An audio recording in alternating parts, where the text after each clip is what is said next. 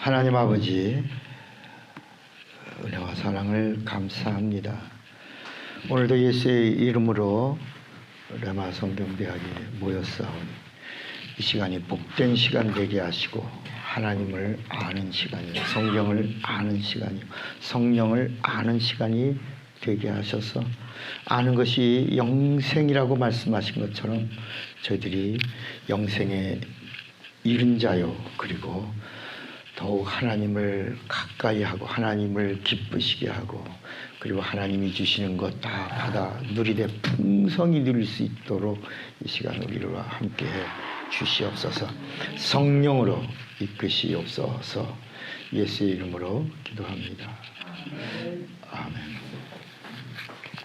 아멘. 자, 우리 레마는 이렇게 언어가 복음적입니다. 그리고 언어가 인본주의가 아니고 신본주의입니다. 또 우리 기독교를 이제 개신교라고 하는 사람들이 있어요. 그런 사람들 많죠. 개신교. 여러분, 개신교가 맞아요? 기독교가 맞아요? 기독교가 맞죠. 왜냐하면 우리는 절대로 개신교라는 단어를 쓰면 안 돼요. 우리 편에서 쓰면 안 됩니다. 이거는 이 단어를 쓰는 사람들이 있어요. 개신교라고 쓰는 사람들이 누구냐면 천주교입니다. 천주교에서 우리 기독교를 볼 때 우리를 개신교라고 그럽니다. 그 이유가 뭐냐면 자기는 구교고 그 다음에 기독교는 구교에서 나갔으니까 개신교다. 자기네가 머더 처치고 개신교는 시스터 처치다. 이렇게 말해서 우리 기독교를 개신교라고 하는데 우리 기독교가 천주교에서 나온 적이 있어요? 없어요?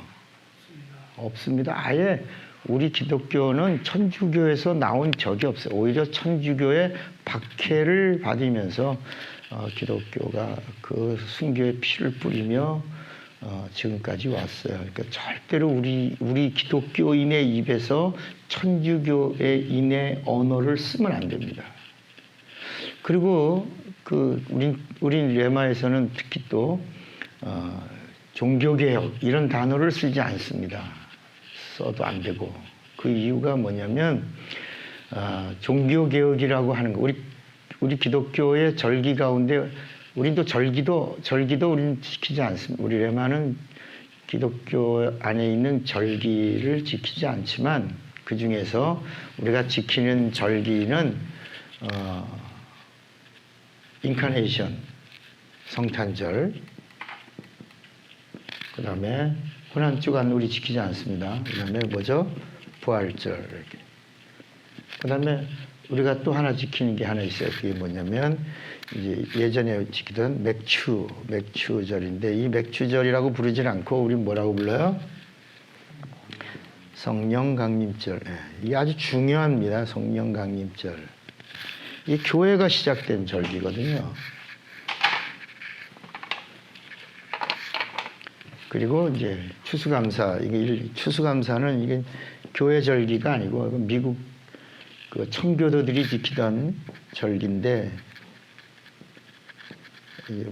우리 한국 교회가 이제 기독교를 받아들여서 이제 추수감사절을 드리죠. 미국에서는 땡스기빙 데이라고 해서 미국은 한 2주간 이렇게 지킵니다. 그래서 이 성탄은 이 날짜가 중요한 게 아니고, 근데 이 날짜가 이제 대략 알죠. 대략 우리 지난 시간에 공부했죠. 예수님이 오신 때가 언제다. 그러니까 누가 오셨냐? 역사 속에 오신 하나님이에요. 역사 속에 하나님이 말씀으로 계시던 하나님이신 하나님이 육신을 입으시고 이 땅에 성령으로 잉태하신 그때가 이제 그 호구조사할 때 역사 속에서 가이사가 로마의 황제 가이사가 세금을 징수하려고 전 세계를 통일한 다음에 세금 징수하려고 호구 조사를 했는데 그 로마에서부터 시작된 호구 조사가 이제 그 당시 누구예요? 구레뇨 맞아요? 구레뇨 때 오신 거예요. 구레뇨가 통치할 이 사람 왜 예수님이 오신 때를 알 수 있냐면 이 사람은 몇 년 통치했어요. 1년 통치하고 죽었어요. 역사 속에 로마의 집정으로 유대를 통치하던 구레뇨가 한 3, 4년 지난 후에 유대 지역에 호구 조사를 명해서 흩어져 있던 사람들이 다 올라올 때 이제 이 예수가 베들레헴, 그 베들레헴이라고 하는 곳은 이렇게 가던 길에 집 한 채밖에 없는 주막이에요. 주막. 그 주막에 여기서 성경이 이루어져야 되는데 그때 호구 조사 때 이제 요셉과 마리아가 이제 이렇게 지나가다가 여기 이제 바로 요 베들레헴이 예루살렘 앞에 있는 마을입니다. 조그마한 마을. 예루살렘을 향해 가다가 여기서 태어나시면서 성경을 응하시는 거예요. 베들레헴에서 태어나시고 이 사실이 이제 알려지면서 헤롯 왕이 2살 미만의 아이들을 다 학살하는 겁니다. 그래서 구약에 예언된 라마의 통곡 소리가 그 당시 한 2,000명 이상의 아이들을 죽였다. 역사 속에. 그러니까 예수님이 오신 것이 분명히 역사 속에 이루어졌다고 하는 분명한 사실이 있습니다. 그리고 이 부활은 이게 복음입니다. 이게 부활. 그다음에 성령 우리가 맥추절이라고 하지 않고 요 맥추절이 않고 우리가 뭐라고요? 성령 강림절이라고 합니다. 그다음에 땡스기빙 데 미국의 절기를 우리가 그냥 그대로 이어받아서 1년에 최고의 감사를 마음껏 하나님 앞에 감사하는 이런 절기를 지킵니다. 이 맥추감사절을 우리가 성령강림절이라고 이름을 바꿔야 되는 이유가 있어요. 그게 뭐냐면 그 성경의 전체 이야기가 이제 예수의 죽음, 이스라엘의 절기는 6월절이죠. 6월절. 예수님의 그 6월절이라고 하는 게 뭐예요? 어린 양의 피가 묻어 있으면 죽음이 뭐한다? 6월아 넘어간다. 6월이란 말은 넘어간다라고 하는 거예요. 그래서 이스라엘의 그 절기를 압축한 것이 예수의 죽음, 그리고 예수의 죽음과 부활, 그리고 이제 40일. 예수께서 40일을 계셨어요. 부활하신 후 40일. 이때 예수님의 부활을 본 사람들이 동시에 한 500명도 있고 또 11명도 있고 또 한 1,000명 이상의 부활의 사람 증인들이 있어요. 고린도전서 15장에 보면 500명 동시에 부활하신 주님이 나타나요. 근데 40일 동안을 계시면서 11번 나타나시고, 그리고 예수께서 감람산에서 이제 승천하시죠. 승천하시고, 그리고 이제 여기서 성령을 말씀하시죠. 성령을 받을 준비를 해라. 이제 성령이 오신다. 그래서 이제 가셔서 내가 가면 성령을 보내리라. 그러고 나서 사람들이 이 예수의 부활을 본 사람들이 열흘 동안입니다. 열흘 동안 마가의 다락방에서 뭐예요? 기도하죠. 그리고 요 마지막 날, 요 날이 49일, 77절. 요게 이제 49, 요 50일, 여기 오순절. 여러분, 구약에 오순절이란 단어가 있어요, 없어요? 없어요. 없어요. 그래서 명절 끝날이 77절이 끝이에요. 오순절은 신약에 와서 이제 오순절이라는 단어가 나온 거예요. 오순절 날이 이름에 이렇게 나온. 이게 이제 이스라엘의 절기에 가장 중요한 이제 6월절 절기 중에 사순절과 그다음에 요거를 이제 요 절기를 우리가 나팔절 다른 말로 뭐라고요? 통곡절. 그리고 이제 이날 오순절 날 여기가 이제 맥추절인데 구약에는 맥추절인데 이 맥추절이 50일째 되는 날입니다. 그날 이제 성령이 이제 가셔서 어디에 예수란 이름이 있는 그곳에 성령이 이제 강림하십니다. 그리고 나서부터 새 사람, 거듭남. 이 오순절이 뭐냐면 첫째는 우리가 교회의 시작입니다. 교회의 시작. 천주교에서 나온 게 아니고 성령이 어디 사람의 영혼 속에 내주. 그러니까 그 이전에는 성령이 계시죠. 근데 예수의 이름이 있어도 성령이 감동감화. 성령이 뭐라고요? 감동감화. 어디서? 겉에서 감동감화 하다가 이날, 이 오순절 날이 얼마나 중요한 거냐면 예수님이 보좌에 앉으셨다, 앉지 않으셨다. 앉으신 증거예요. 보좌에 앉으신 증거예요. 예수께서 내가 가면 아버지께로 가면 성령을 보내리니까 하늘 보좌 우편에 계시다라고 하는 증거가 성령 강림이고요. 성령 강림은 부활을 증거한 증거고요. 부활은 예수의 죽음을 증거한 증거고요. 그리고 예수의 죽음은 예수의 고난을 증거한 증거고요. 예수의 고난은 이제 구약의 성경의 모든 32,500여 가지의 예언의 말씀을 다 이뤘다라고 하는 말씀으로 증거한 증거예요. 이렇게 그러니까 우리가 성령을 인정하는 순간부터 보좌에 앉으신 것의 증거요, 승천하신 것의 증거요, 성경 모든 것의 약속에 대한 증거요. 그다음에 이제 그 증거로 교회가 시작되고, 두 번째는 성도가 시작되고, 세 번째는 자녀가 시작되고, 성령 받기 전에는 뭐라고 불렀는데? 신자로 불렀는데, 성령이 강림하고 나서부터는 뭐라고요? 성도라고 부르고, 성도라고 부르는 자를 거듭난 자로 부르고, 거듭난 자를 뭐라고 불러요?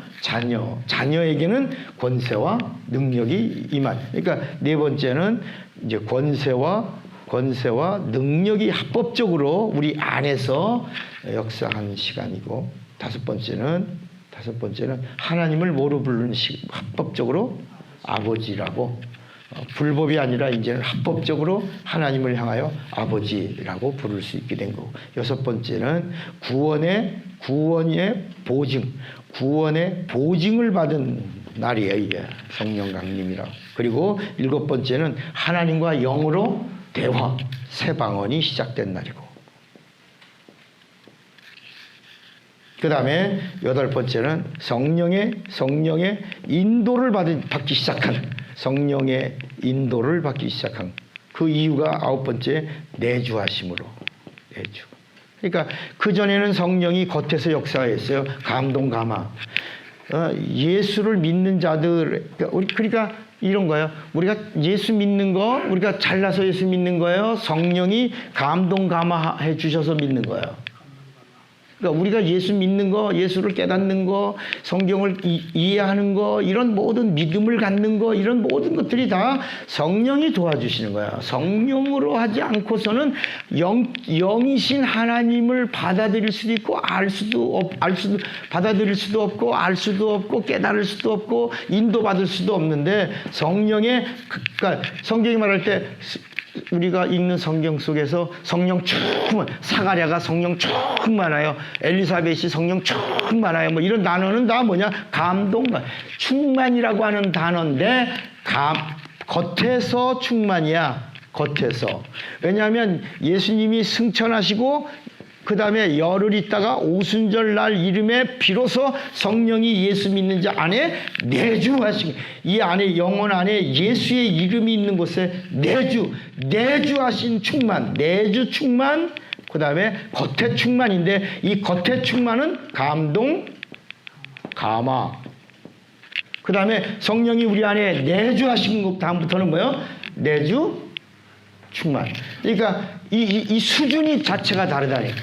감동 감화로 예수 믿게 하고 예수 믿는 자 안에 성령이 오셔서 보증하고.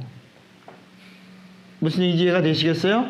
예. 그러니까 예수님의 공생의 기간에 계속 예수님 죽으시기 전에도 계속 성령에 대해서 말씀하시고, 그리고 부활하시고도 성령에 대해서 말씀하시고, 그 다음에 가시면서도 또 성령에 대해서 말씀하시고, 그리고 그 성령에 대한 그 마지막 그 말씀을 사모하면서 마가의 다락방에서 120명이 동시에 많은 부활의 증인들이 있었지만 그 중에서 120명이 내주 충만을 경험하고 나서부터 그때부터 죽음이 두렵지 않고, 그때부터 하나님의 의도가 깨달아지고, 그때부터 하나님에 대하여 바로 알고 믿는 역사가 일어나면서 목숨을 하나님 앞에 드리고 사랑하는 증거가 나타나기 시작해요. 그게 순교라예요, 순교.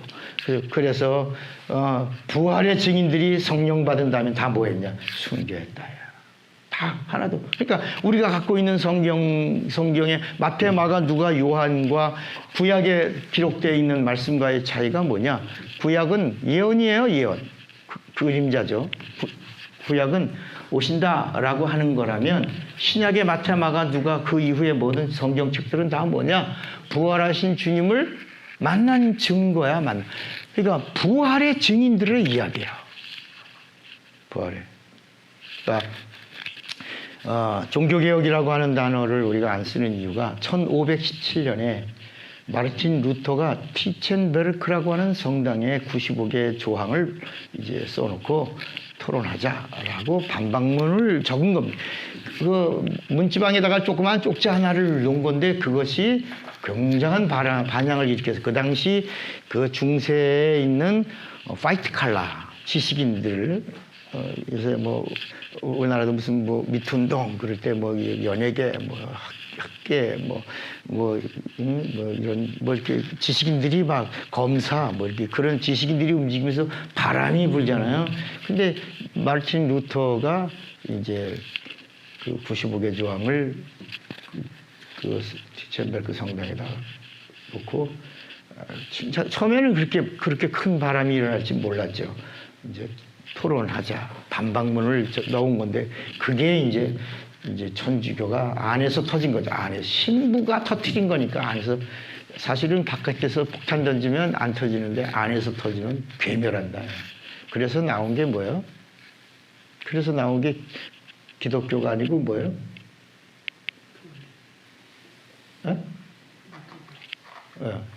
장로님, 루터가 종교개혁을 했는데 종교개혁한 거 맞아요. 근데 그 1517년에 종교개혁하고 나온 게 뭐예요? 기독교가 나온 거예요? 뭐가 나온 거예요?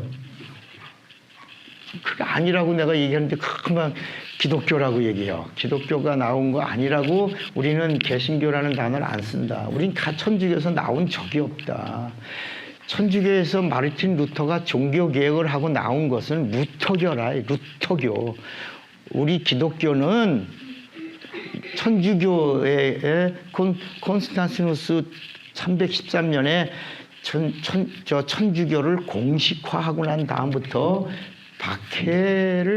그 박해를 1600년 가까이 받으면서 침례 하나 때문에 종교재판으로 죽은 인원이 5천만 명이 넘는다. 우리 기독교는. 왜냐하면 이 캐톨릭이라고 하는 말은 보편이라며, 보편성. 그래서 여러분, 이 보편성이라고 하는 말이 뭐냐면 토착화란 말 들어봤어요? 예? 토착화. 그러니까 어느 나라에든지 포교가 들어가서 그 나라의 컬처, 그 나라의 문화와 충돌하면 피비린내가 나니까 그 문화를 수용하는 거예요. 다 수용한다. 제사 수용한다. 술 먹는 거, 담배 피는 거, 뭐 이런 거 세상에 있는 거 다 수용한다. 그 대신 뭐 하나만 하자. 세례 하나만. 세례만 하면 천주교인이다라고 보는 거야.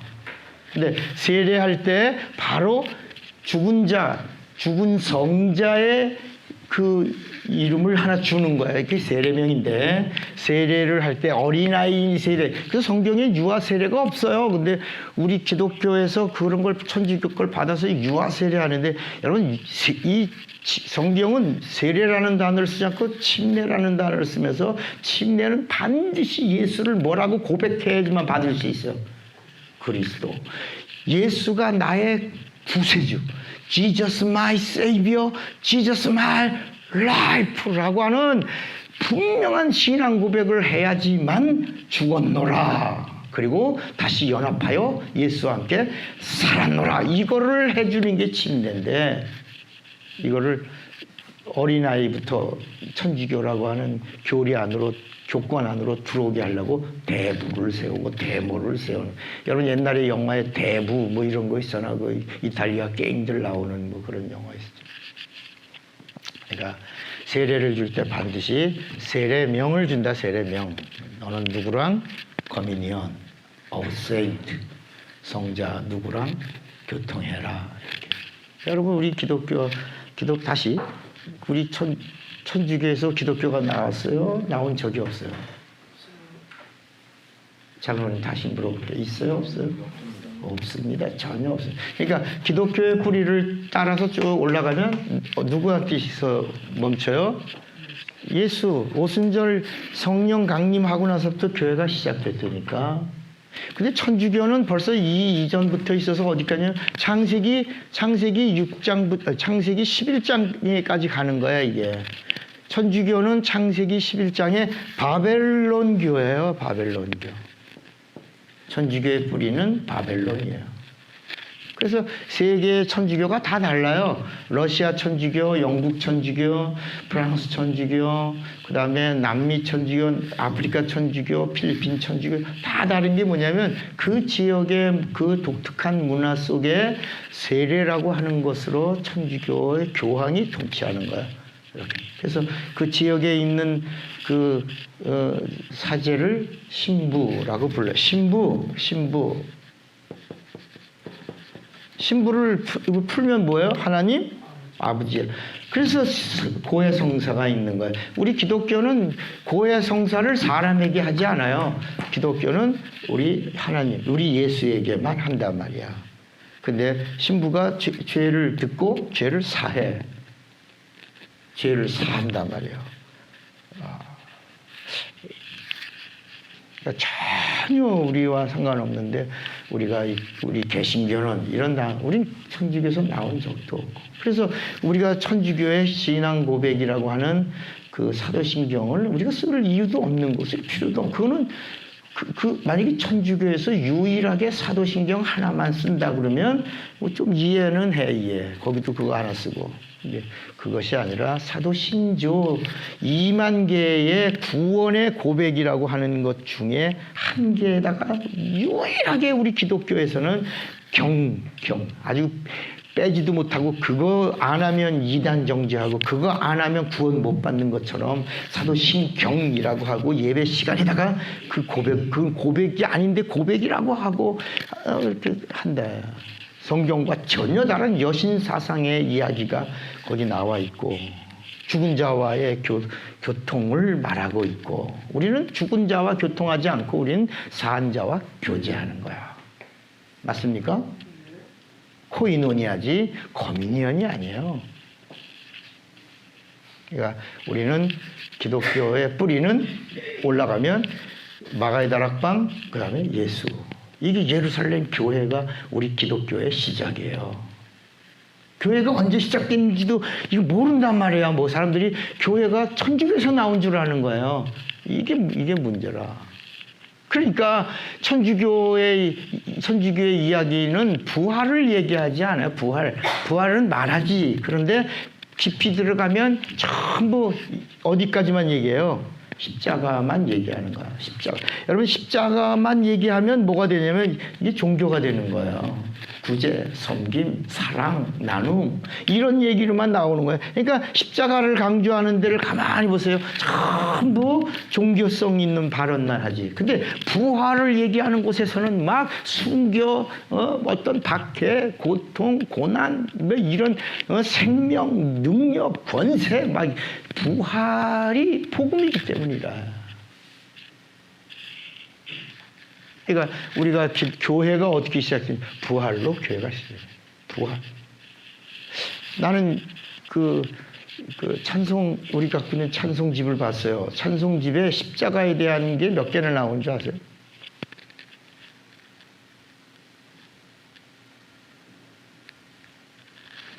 십자가에 대한 게요 200개 가까이 나와. 200개. 곡이.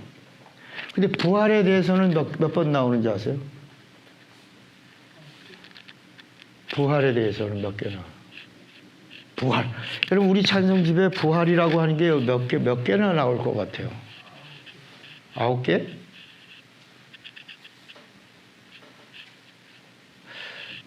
(20개) 정도밖에 안 나와요. 그러면 여러분 십자가에 대한 거는 200개 가까이 나오는데 10배 차이가 난다. 20곡 정도밖에 안 나와요. 그러니까 우리 한국 기독교 안에 부활이라고 하는 것이 그러니까 막 우리도 이런 데 젖어 있어서 예수의 보혈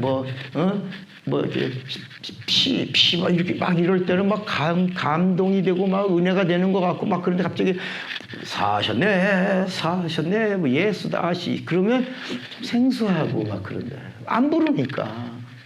그런데 여러분 교회 자체가 어디서부터 시작된 거예요? 부활이야. 부활.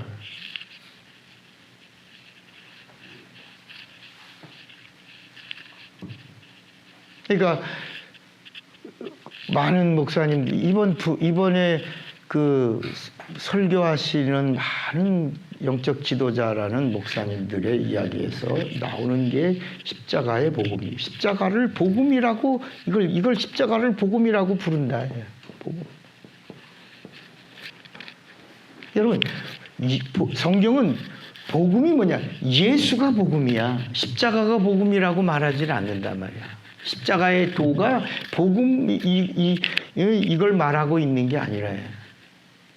그러니까 십자가는 예수 그리스도의 죽음을 위하여 사용된 도구지 십자가가 복음은 아니라.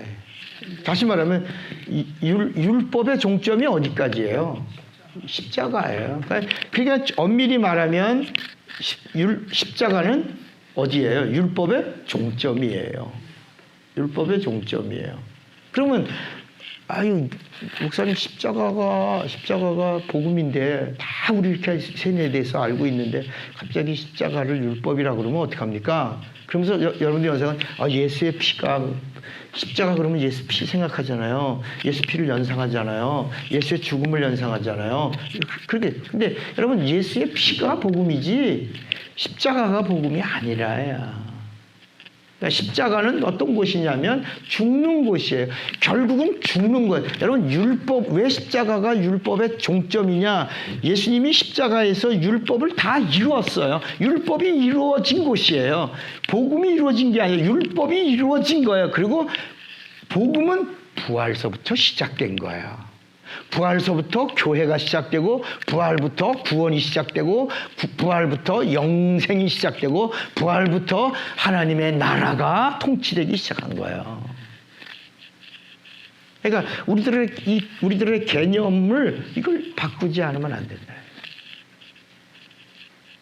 그래서 우리 기독교의 최고의 명절이 뭐라고요? 성탄 오셨다. 하나님이 우리에게 하나님을 보여주셨다. 약속대로 수천 년 동안 오신다고 하시다가 구약의 이스라엘을 통로로 오시겠다고 하시다가 선지자들의 예언을 통하여 32,500여 가지의 모든 예언들을 통해서 오시겠다고 하시더니 진짜 역사 속에 로마가 통치할 때 구레뇨가 호구조사할 때 정말 약속대로 베들레헴에서 나시고 그 다음에 30년 동안 숨어 계신 거예요. 나사렛이라고 하는 곳에서 아주 보호받으시면서 그리고 그분이 30년을 계시다가 그리고 공생애가 이제 시작된 거야. 여러분 예수님이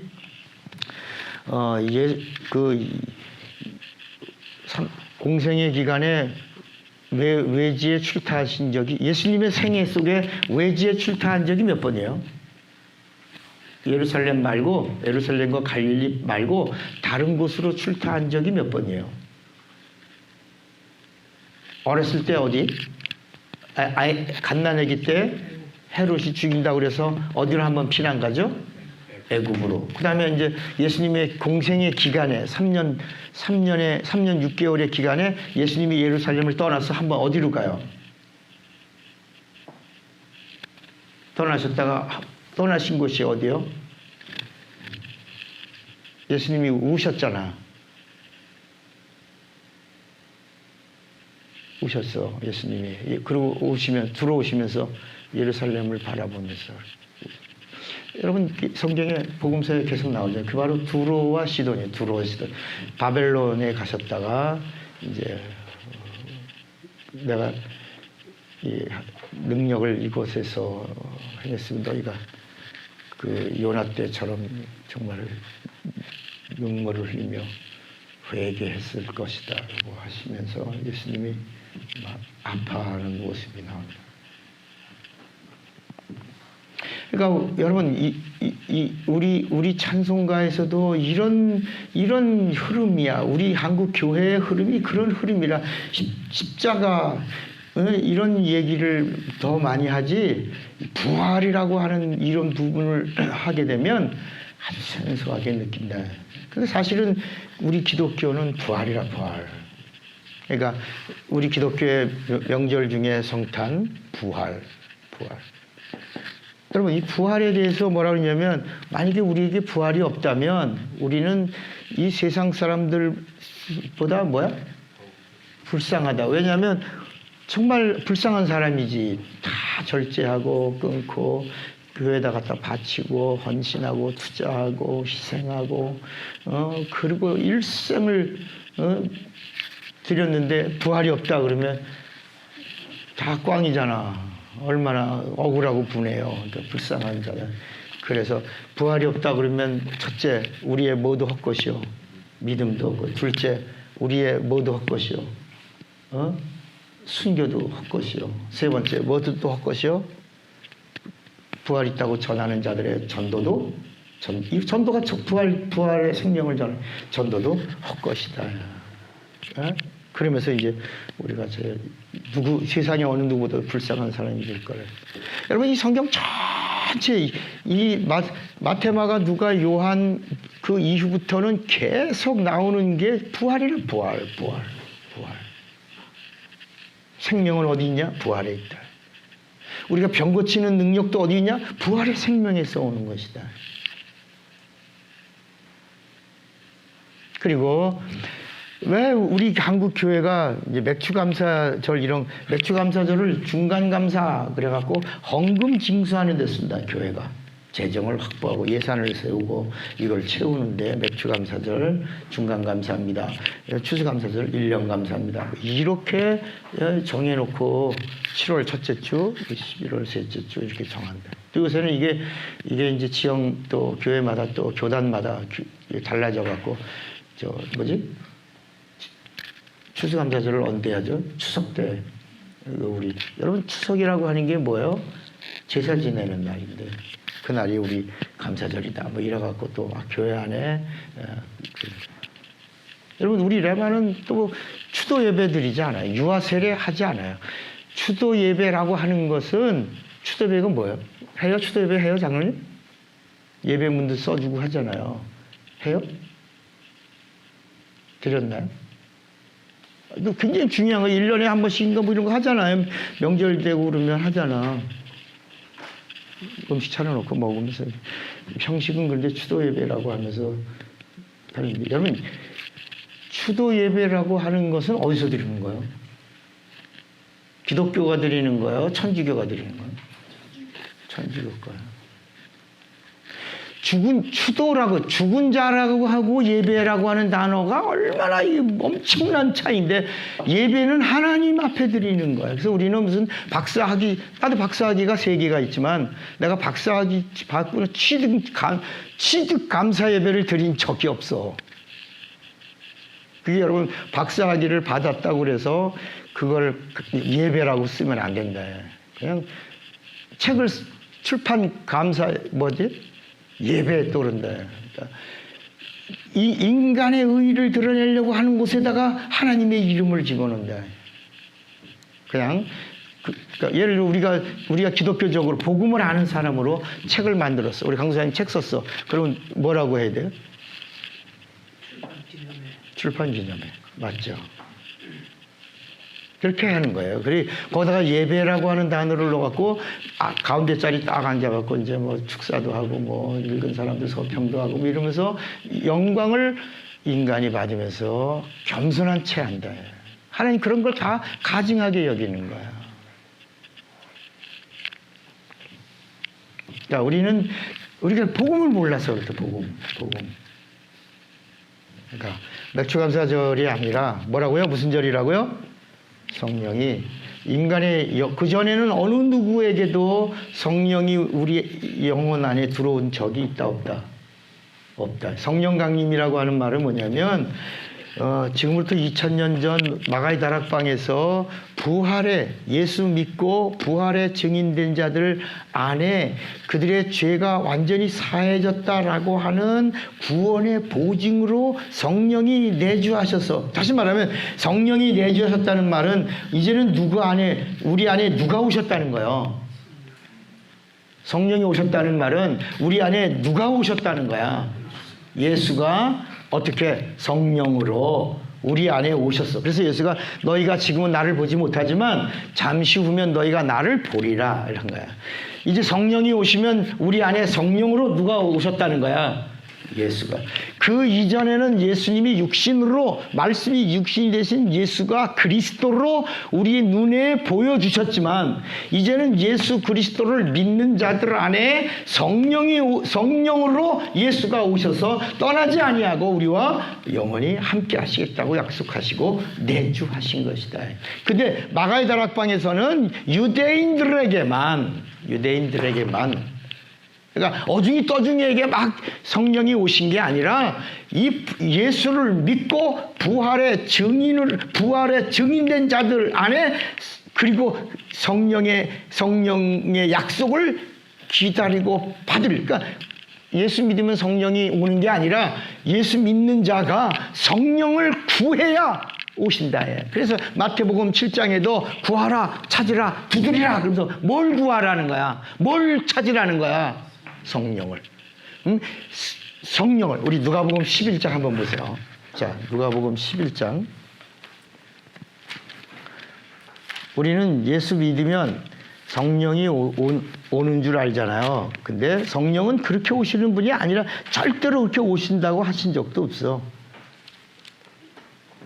자, 여기 보면 9절, 누가복음 11장 9절.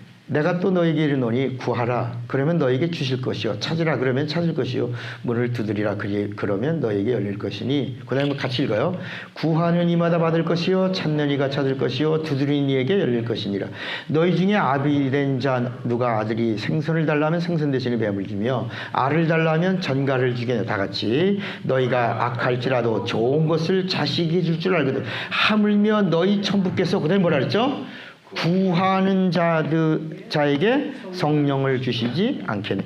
뭘 구해야만 주시는 거야? 그러니까 성령 받고 싶어요. 그럼 성령을 구하라. 성령을 구하되 성령을 받기까지 구하라. 성령을 받으면 성령을 주시겠다. 누구에게? 예수님이니까. 성령은 아무나 받는 게 아니라 성령 받는 자격이 있단 말이야. 성령 받는 자의 자격은 성령을 구해야 되고, 성령을 구할 수 있는 자는 누구냐? 예수 믿는 자여야 되고, 예수 믿는 자는 누구냐? 반드시 침례받은 자가 되어야 되고, 침례받은 자가 누구냐? 회개한 자여야 되고, 회개한 자가 누구냐? 목숨을 내놓은 자라야. 그래야 성령이 오시니까. 그러니까 이제 이게 사도행전 2장의 이야기고, 이건 유대인들에게, 그 다음에 이방인들에게 성령이 임할 때는 누구를 통해서 이루어지죠? 고넬료의 집에 누구를 하나님이, 요바에 있던 누구를 보내요? 베드로를 보내. 베드로를 보내서, 베드로도 이거 이해가 안 갔죠. 이방인들에게 성령이 내주한다는 이 사실을 수제자였고 여기서 마가의 다락방에서 체험한 베드로가 이 사실이 인정이 되지 않는 거예요. 그래서 인정될 때까지 계속해서 보자기를 통하여 환상을 몇 번, 한 번도 아니고 두 번도 아니고 몇 번, 세 번에 보이면서 계속 그 율법에서 먹어야 되는 짐승과 먹지 말아야 되는 짐승의 이야기가 누구 이야기다? 유대인과 이방인의 이야기다. 먹어야 되는 짐승은 유대인이요, 먹지 말아야 되는 짐승은 이방인인데, 이제 예수의 피로 다 깨끗해졌다 안 해졌다? 깨끗해졌다. 이제는 차별이 있다 없다? 없다. 이제는 유대인이나 이방인이나 누구든지 다 이제 먹는 자다. 다 예수의 살을 먹을 수 있고 예수 피를 마실 수 있고 예수 옷을 입을 수 있는 자가 되었다. 그러니까 이제 가서 고넬료에게 가서 복음을 전하고 그들에게도 침례주고 그들에게도 성령 받을 수 있게 하라. 그래서 베드로가 최초의 이방인의 사도로 이제 고넬료의 집으로 가는 거예요. 그런데 여러분 가만히 하나님이 이렇게 보시고 야 이렇게 보낸 게 아니라 고넬료가 하나님에게 발견됐다. 이 성경에 나오는 수많은 사람들이 다 어중이 떠중이가 아니라 하나님에게 발견된 사람들이라. 그런데 그 발견된 모습이 뭐냐? 마치 다윗을 향하여는 다윗은 내 마음에 합한 자다. 부모도 버렸어도 하나님 보실 때는 내 마음에 합하다. 그래서 기름을 붓는다. 고넬료도 보니까 하나님이 어떻게 발견됐냐? 베드로가 딱 들어오는 순간에 그 앞에 엎드려지면서 뭐라 그러냐? 우리가 하나님의 말씀을 들으려고 하여 당신에게 청했는데 당신이 오셨으니 감사합니다. 우리가 다 하나님의 말씀을 들으려 하여 누구 앞에 있나이다? 하나님 앞에 있나이다. 그러니까 여러분 베드로를 본 게 아니라 베드로의 입에서 나오는 말씀이 누구다? 하나님. 그러니까 베드로의 입에서 나오는 말씀을 하나님처럼 우리가 대하고 듣기를 원합니다. 말씀이 오셨으니 하나님이 오신 겁니다. 우리에게 하나님 말씀을 주세요. 그대로 베드로가 말씀을 전하는 곳에 성령이 임하시기 시작한다. 내주하셨다. 처음으로. 그래서 사도행전 10장 사도행전 2장은 유대인들에게 부활의 증인된 자들에게 성령이 강림하고, 사도행전 10장서부터는 말씀을 하나님처럼 대하는 이방인들에게는 성령이 강림한다. 12사람 되더라. 그들이 물침례도 받고 성령 침례도 받았다. 이렇게 사도행전 10장에 나오고, 그 다음에 10장에서부터 이방인들의 수가 기하급수적으로 5,000명, 4,000명, 그 중에는 막 헬라인도 있고 귀부인도 있고 막 이방인들도 있고 막 섞이게 된 거야 이제 막. 그러니까 유대인 거기다가 이제 구제하는데도 그 집도하는 사람이 히브리 과부들한테는 조금 더 신경 써주고 헬라 과부한테는 덜 써주니까 투덜투덜대고 또 일하는 사람이 헬라 사람이 있으면 헬라 과부들한테 더 싹 주고 히브리 과부는 덜 주고, 이것 때문에 막 서로 문제가 되고, 거기다가 이제 또 어떤 불평불만이 생겼냐? 야, 우리는 할례 받고 예수 믿고 성령까지 받았는데 저것들은 뭐도 안 받고 할례도 안 받고 율법도 안 지키고 있다가 갑자기 뭐로? 은혜로 예수 믿고 구원받고 성령 받는다니 이게 되냐? 그래갖고 안 된다. 저놈들도 다 뭐밖에 해야 된다. 다 이방인들이 예수 믿으려면 뭐 해야 된다? 할례 해야 된다. 할례. 그래서 예배 시간에 강대상 뒤에다가 할례 시를 하나 둬야 된다. 그러면 목사가 설교 끝나고 오늘 이 시간에 할례 받을 사람들을 순번 받아가지고 서 계시기 바랍니다. 그럼 여기 좀 있다가 다 들어 놓는 자리도 있고 말이야. 그것도 돌칼로 해야 되니까. 여러분 그 얼마나 끔찍한 일들이 일어나겠냐요. 할례실에 가서 돌칼로다가 고추 표피를 자르고 그 성인들의 표피를 잘라. 그래갖고 피가 나오고 누워 있어야 되고 그거 일주일 동안 생업도 못하고 그냥 막 그 고통을 받는다. 그런 이제 우리는 어렸을 때부터 받아요. 여러분 난지 8일 만에 할례를 받는 이것은 뭐냐면 율법으로 키우겠다고 하는 표예요. 표. 구별된 표고 그리고 하나님의 백성의 표라예요. 그래서 그 회의를 한 게 몇 장이야? 사도행전 몇 장? 15장. 그게 예루살렘 회의예요. 이방인들도 할례를 해야 예수 믿을 때 할례를 해야 되냐 말아야 돼. 이 부분을 이제 사도행전 15장에서 명쾌하게 회개한 것이 바로 할례요. 그리고 이제 물 침례를 받고 신랑을 바꾼 표요. 그 다음에 성령 침례 받고 보증을 얻는 표다. 이렇게 아주 분명하게. 그래서 너희가 무슨 침례를 받았냐? 요한의 침례라. 요한의 침례라. 우리는 요한의 침례를 받았다. 그 다음에 그래서 예수의 이름으로 침례를 주고 그 다음에 성령 침례를 받는. 그러면 요한의 침례는 뭐고 예수 침례는 뭐고 성령 침례는 뭐냐? 이 부분들이 정리가 된 것이 이게 사도행전 17장이다. 19장. 회개하고 예수의 이름으로 침례받아 완전히 율법을 장사 지내고 예수에게로 연합하여 예수를 신랑으로 모시고 그 다음에 성령 침례받아 거듭나 하나님의 자녀가 되어 이제 하나님을 아버지라고 부르는 거룩한 자로 보증을 받고 함께하는 이 침례를 받아야 된다. 이게 이제 요한복음 3장 3절 너희가 물과 성령으로 3장 5절 물과 성령으로 거듭나지 않으면 결단코 천국에 들어가지 못하리라 이렇게 말씀. 물 침례와 성령 침례를 말하고 있고 요 요한의 침례는 요건 율법을 이루는 거야. 율법을 이루는 거야. 예수 이름의 침례는 율법을 장사 지내는 거야. 그리고 성령 침례로는 이제 예수가 보증을 받는 예수의 보증을 받는 거야. 그러면 자 오늘은 이제 16번째로 우리가 가지고 있는 요거까지 맞아 합시다. 그럼 추수절, 자, 성탄절, 부활절, 성령강림절, 이건 조금 더 얘기할게요. 추수감사절이 왜 또 중요하냐 이거는 청교도들의 절기지만 우리 기독교가 받아들인 거예요. 성경에 뭐라냐면 너희가 땅에서 매면 이건 성경에 없는 거 없애자. 그게 아니라 너희가 땅에서 매면 하늘에서도 매일 것 땅에서 풀면 하늘에서도 풀리리라. 우리 교회가 이것을 받아들였어. 이것을 예수의 이름으로 이 절기를 감사절로 쓰겠다라고 하나님 앞에 했어. 그러니까 구약에도 수장절이 있고 이런 감사절이 있는데 그것을 여기다 모았다야. 그래서 이 절기는 추수절은 뭐냐? 하나님과 계약하는 절기다. 뭐라고요? 뭐를 계약해요? 복을. 하나님의 복을 계약하는 절기예요. 그래서 우리가 이 계약을 성공시켜야 되는데 어떻게 성공하냐? 우리가 감사를 마음껏 감사하고 그 다음에 하나님의 복을 하나님이 마음껏 주시는 복을 받는 계약을 성공시키는 절기가 추수감사절이다. 그래서 저는 추수감사절 설교가 지금 40년 동안 한 번도 틀리게 하니 그냥 추수감사절에는 이 설교만 하는 거예요. 결혼식 날 설교는 하나만 가지고 하는 거야. 일생 동안.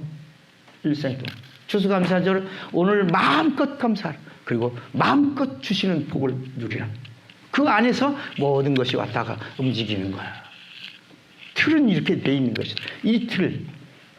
이게 우리 교회의 절기라 아주 중요한 절기인데 또 여러분 결혼하고 부활하고 상관이 돼야 안 돼요?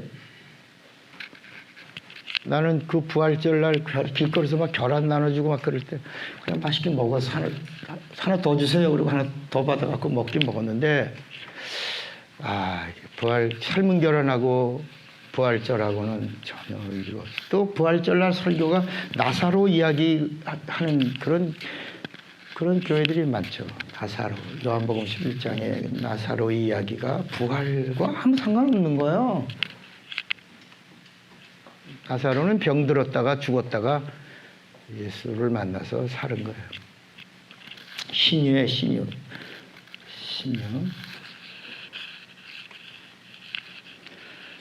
자, 이 성경에는 하나님의 의가 나와요. 하나님의 의. 하나님의 의. 하나님의 의는 하나예요. 그죠? 하나님의 의는 하나인데 우리가 좀 세분화해서 제1의가 있고 제2의가 있고 제3의가 있어요. 그러면 성경이 말하고 있는 하나님의 의가 뭐냐예요. 하나님의 제1의는 뭐예요? 에? 의를 알아야 의롭게 되는 거죠. 의를 알아야 의를 믿게 되고 의를 믿어야 그 믿음으로 의롭다함을 얻는 거예요. 그죠? 그래야 그 믿음으로 구원을 얻는 거예요. 다시. 자, 그러면 이거 세상에 여러분들이 지금 무엇을 묻는지를 이해가 안 되고 무슨 말씀이지? 이렇게 하니까 답답하죠.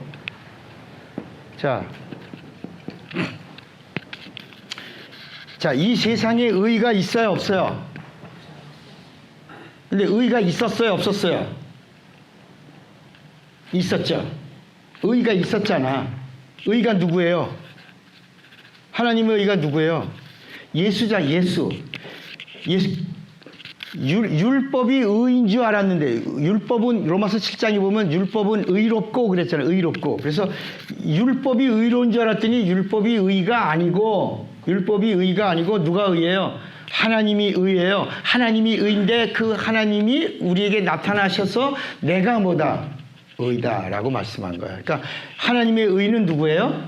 예수야. 그러니까 의가 왔어요. 의가 있어요. 이게 예수님의 생애예요. 의가 있어요.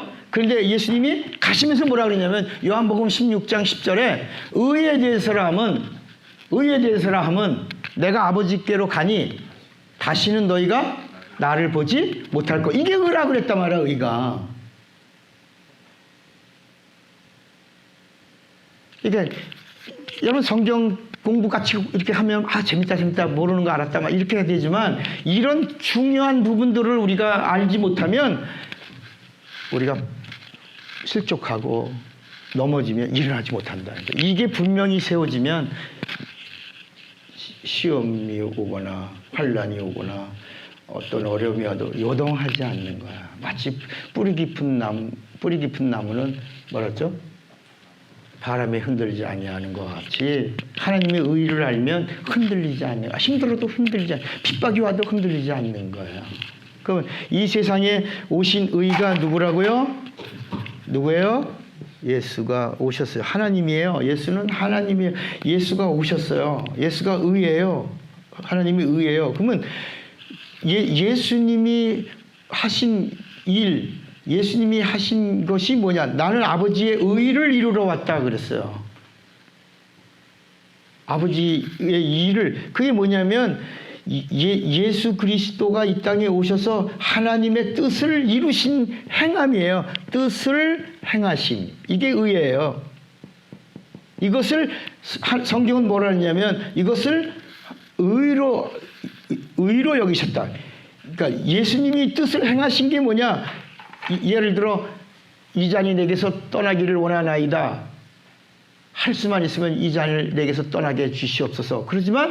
그러나 내 원대로 마옵시고 아버지의 원대로. 그러니까 예수님에게는 두 가지가 있는 거예요. 두 가지. 그게 뭐냐면 두 가지가 뭐냐면 순종과 더 강화되는 게 또 뭐죠? 복종. 그러니까 여러분 성경을 쭉 읽어보면 예수님이 이 땅에 오셔서 순종하시고 또 내 원이 아니지만 복종하신, 이거는 이해가 되고 깨달아져서 따르는 것을 순종이라고 그러고, 이거는 지금은 모르지만 이해가 안 되지만 크신 이의, 나보다 크신 이의 뜻이니까 따르는 걸 복종이라고 그런다. 근데 예수님이 순종하고 복종하는 모습으로 온 모습이 뭐냐야. 예? 그게 뭐야? 아들이에요, 아들. 이 순종과 복종을 이루기 위해서 하나님이 입은 그 모습은 뭐라고? 아들의 모습이라, 아들. 그러니까 하나님의 아들이라고 하는 얘기는 뭘 하러 오신 거예요? 순종과 복종을 하심으로, 하나님의 뜻을 행하심으로 이것이 뭐가 돼요? 하나님의 의가 되었다는 거예요. 의. 이해가 되시겠어요? 네? 그러니까 그러니까 예수님이 핍박을 받으시면서 이제는 그만 받을래요 그러신 적이 아니라 끝까지 핍박을 받으면서도 다 담당하시고, 채찍에 맞으시면서도 다 순종과 복종을 다 하시고, 그리고 자의로 말하지 아니하고 그대로 이런 말씀을, 명령을 그대로 전하고 뜻대로 행하고, 그리고 다 이루시고, 그리고 가시면서 뭐라 그랬냐면, 이제 의인은 이 세상에 있다 없다? 없다. 없어. 그러면 이 세상의 의는 어떻게 이루어지는 거다? 이 예수님이 아버지의 뜻을 다 아들의 모습으로 오셔서 순종하고 복종하며 아버지 뜻을 다 이루신 의를 행하신 예수를 우리가 뭐라고 불러? 의인이라고 부르는데, 의인, 인자. 하나님의 아들. 이게 다 같은 동격의 단어라. 그러니까 예수님이 이루시고 가신 그 의인이신 예수를 믿는 믿음이 뭐가 된다는 거야? 뭐가 된다는 거야? 의가 된다는 거야. 그러니까 여러분, 우리도 의롭다함을 받아야 구원을 받고, 의롭다함을 얻어야 하나님의 자녀가 되는데, 우리가 어떻게 하나님으로부터 의롭다함을 받을 수 있냐? 하나님의 의는 누군데? 예수인데, 여러분, 예수가 오셔서 뭘 하셨냐? 복종과 순종을 무슨 모습으로? 아들의 모습으로 오셔서 다 이루셔서 하나님의 의를 이루셨단 말이야. 그 의를 이루신 그 의인이신 예수가 여기 계시다가 가셨어도, 하늘로 가셨어도, 그분이 하신 그 예수를 믿는 우리의 뭐가? 믿음으로 우리가 의롭다함을 얻는다. 그래서 하나님의 제1의는 뭐냐? 이름이라, 이름. 이제는 우리가 뭘 믿는 거야? 이름을 믿는 거야. 이름을 영접하는 거야. 그래서 요한복음 1장 12절에 영접하는 자, 곧 그 이름을 동격이라. 영접과 믿음이 동격이라. 그래서 하나님의 제1의는 뭐라고? 이름이고, 하나님의 제2의는 뭐예요? 아들이라. 그 다음에 하나님의 제3의는 뭐예요? 의는 이를 증거하러 오신 이가 누구예요? 성령이에요. 진리의 성령이야. 의의 성령이. 그래서 성령이라. 성령으로 이 의롭다함을 얻은 자들에게 성령은 뭘 주시고? 영생을 주시고. 그 이름을 믿는 자들에게는 하나님의 영광이 임하고, 그 아들을 믿는 자들에게는 그의 권세와 능력이 임하는 것이다.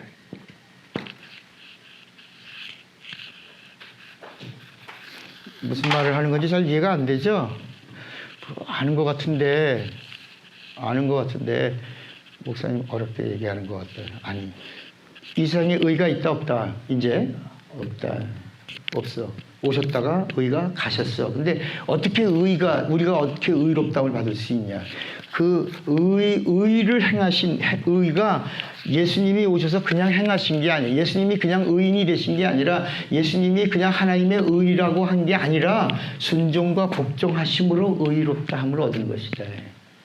그러니까 여러분 우리가 예수 믿을 때 이런 거야. 예수님이 죽었어. 그 다음에 그냥 부활한 게 아니라 며칠 있다가 3일 있다가 그분이 약속대로 부활하신 부활이 있다. 그러니까 여러분 우리가 예수 믿을 때 힘들어도 예수님이 오셔서 핍박을 받으시면서 나 이제 그만 받을래 이러신 적이 없단 말이야. 또 우리가 고통받고 힘들고 어려워도 성경은 뭐라고 말씀하고 있냐면 지금 네가 받는 시험은 어려운 거 아니라 감당할 수 있다 없다. 감당할 수 있다 없다. 있다. 감당하지 못하는 거 있다 없다. 없다. 지금 네가 받는 시험, 네가 받는 고난, 네가 받는 고통, 네가 받는 어려움 감당할 수 없는 것이 아니라 능히 네가 감당할 수 있는 것이다. 그래서 다른 사람은 감당할 수 없지만 너는 그것을 감당할 뭐가 있다? 의가 있다. 의가 있다? 뭐가 있다? 뭐가 있다? 믿음이 있다.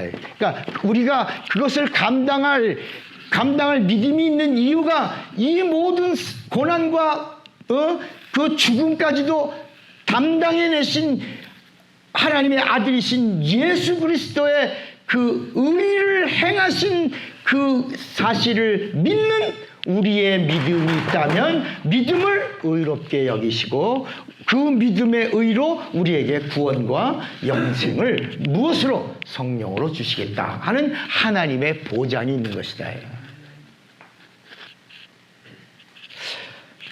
이 사실이 우리에게 믿어지지 않으면 교회 안에 있으면서 많이 실족할 잘 좋을 때는 막 할렐루야 하다가 조금만 어렵고 힘들면 금방 뭐야? 하나님 나 버리셨나? 나하고 하나님과 끊어졌나? 하나님 얘기도 안 들으시나? 그래서 금방 또 그러나 이 사실이 분명하면 예수님이 이 땅에 오셔서 힘들고 어렵고 인간이 당하는 그러니까 예수님이 죽음을 맛보셨다. 죽음을 맛보셨다라고 하는 이 말은 예수님이 이 땅에 누구처럼 되셨어? 사람처럼 되셔서 출생과 죽음의 모든 것을 다 담당. 하나님이신 그분이 초월해서 난 10달 동안 있기 싫어. 난 2달만 있을래. 이렇게 어머니 뱃속에 마리아 뱃속에 2달만 있다가 짠! 그런 게 아니라 그대로 인간이 갈 수 있는 모든 상황들을 다 맛보신 거예요. 탄생을 맛보시고 인간의 희노애락, 인간의 춥고 줄이고 배고프고 고통받고 기뻐하고 슬퍼하고 그 인간의 그 모든 것들을 다 맛보신 거를 성경은 죽음을 맛보심이라고 말하고 있다. 다 맛보셨어. 그리고 우리의 질고를 아시고 다 아신 그가 하나님의 그래도 하나님이신데도 하나님 아버지의 크신 이의 뜻을 다 행하신 이것이 성경은 의로 여기신 하나님이다. 의로 여기셨고 그리고 그 의가 여기 오셨다가 가시면서 의를 행하신 그 의로우신 하나님의 아들이신 예수를 우리가 만약에 믿는다면 그 믿음으로 우리가 뭐가 되어 의롭다함을 얻어 구원을 받느니라 이렇게 성경이 말씀하고 있는 것입니다. 그러니까 이 사실을 우리가 인정하지 않는다면 의라고 하는 이 부분을 인정하지 않는다면 우리는 종교인받게 될 수밖에 없고 또 실족하고 한번 첫사랑 맨날 주님 첫사랑 회복하려고 첫사랑 여러분 매일 싹이 한번 나면 그 다음에 세상을 뚫고 나왔으면 그 다음에 뻗어 나가야 되는데 맨날 첫사랑만 생각하면 맨날 싹이 나오는 것만 생각한단 말이야. 첫사랑 회복하게 달라고 매일 그런 짓만 한다. 능히 출생부터 죽음까지 사이에 고난과 고통과 모든 역경을 다 담당하신다. 가지. 그것이 하나님의 의요. 행하신 의요. 그 사실 그분이 그리고 가실 때 그렇게 하나님의 의를 행하신 의인이신 예수를 우리가 믿는 믿음이 있다면 그 믿음으로 우리도 의롭다함을 얻어 구원과 영생을 얻는 것이다. 왜 이 말씀을 드리냐? 오늘날 많은 그리스도인들이 좀 잘 되면 얼굴이 밝다가 조금 일이 좀 안 풀리고 어렵게 되면 항상 얼굴이 먹색이 되고 조금 있다가 나오는 소식이 간암 걸렸다, 위암 걸렸다, 무슨 췌장암 걸렸다 이런 소리가 들린다. 이게 다 어디서 신경성에서 오는 거예요. 자유하지 못해서 오는 것들이라 해요. 그런 저주라 저주.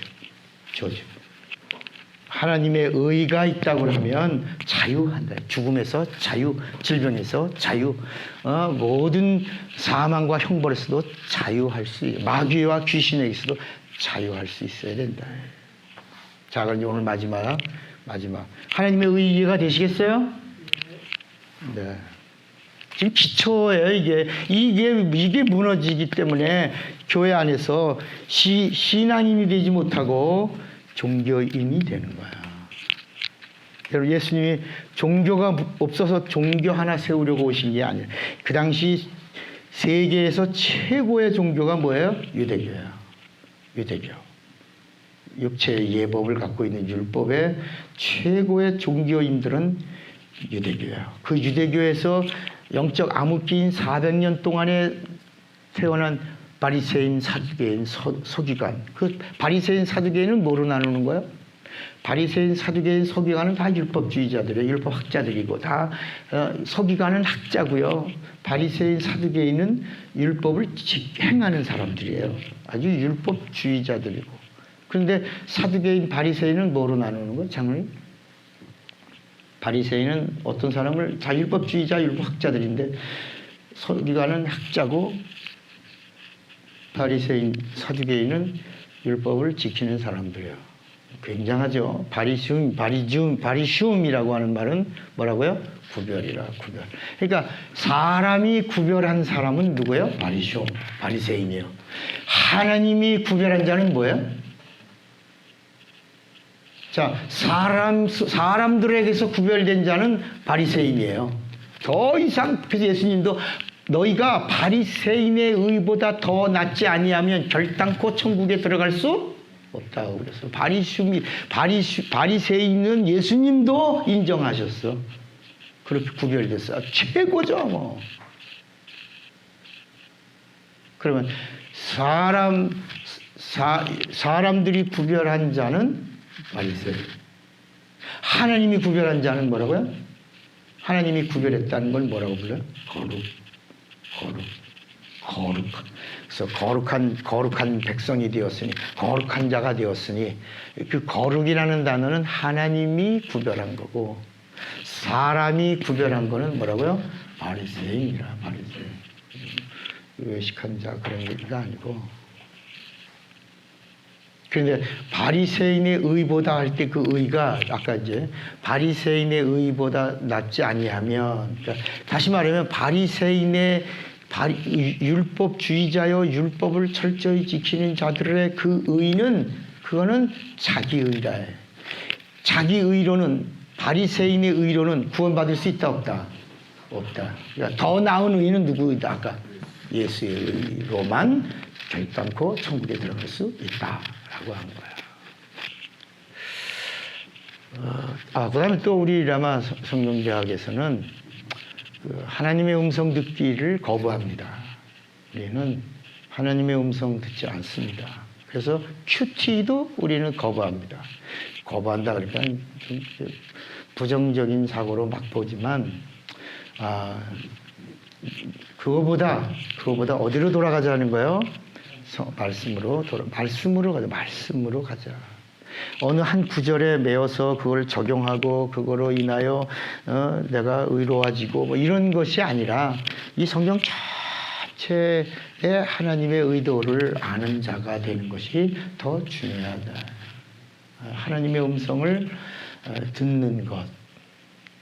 여러분, CCC가 타락한 것이 바로 그 하나님 음성 듣기예요. CCC가 처음에 김진권 목사가 있을 때만 해도 굉장히 건전하게 교회와 선교회가 이렇게 보조를 마치면서 잘 갔는데 나중에 선교회 안에다가 교회를 세우면서 교회와 등을 지게 된 거예요. 여러분 기드온과 교회가 서로 이렇게 조화를 이루어가면 영적인 갈급함을 기드온이 채워주고 그리고 교회의 또 연약한 부분을 기드온에서 은혜 받은 사람들을 다시 돌려보내주고 그래서 기드온도 살고 교회도 살고 이렇게 해야 되는데 기드온 안에다가 교회를 세우면서 이게 다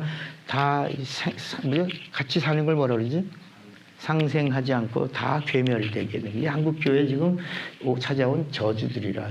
기도는 기도원으로 자기 존재의 가치를 다해서 교회를 돕고 교회는 연약하고 컬컬하고 그런 성도들을 기도원에 보내서 충전받게 하고 다시 돌아와서 일하게 선교회에 가서 훈련받고 돌아와서 교회 학교나 찬양대나 뭐 이런 교회 안에 젊은이들이 막 헌신하고 봉사하고 일꾼들이 막 나와주도록 이렇게 서로 상생해 줘야 되는데 이걸 선교에다가 교회를 세우고 기도원에다가 교회를 세우니까 이제는 보내지 마라. 가면 안 된다.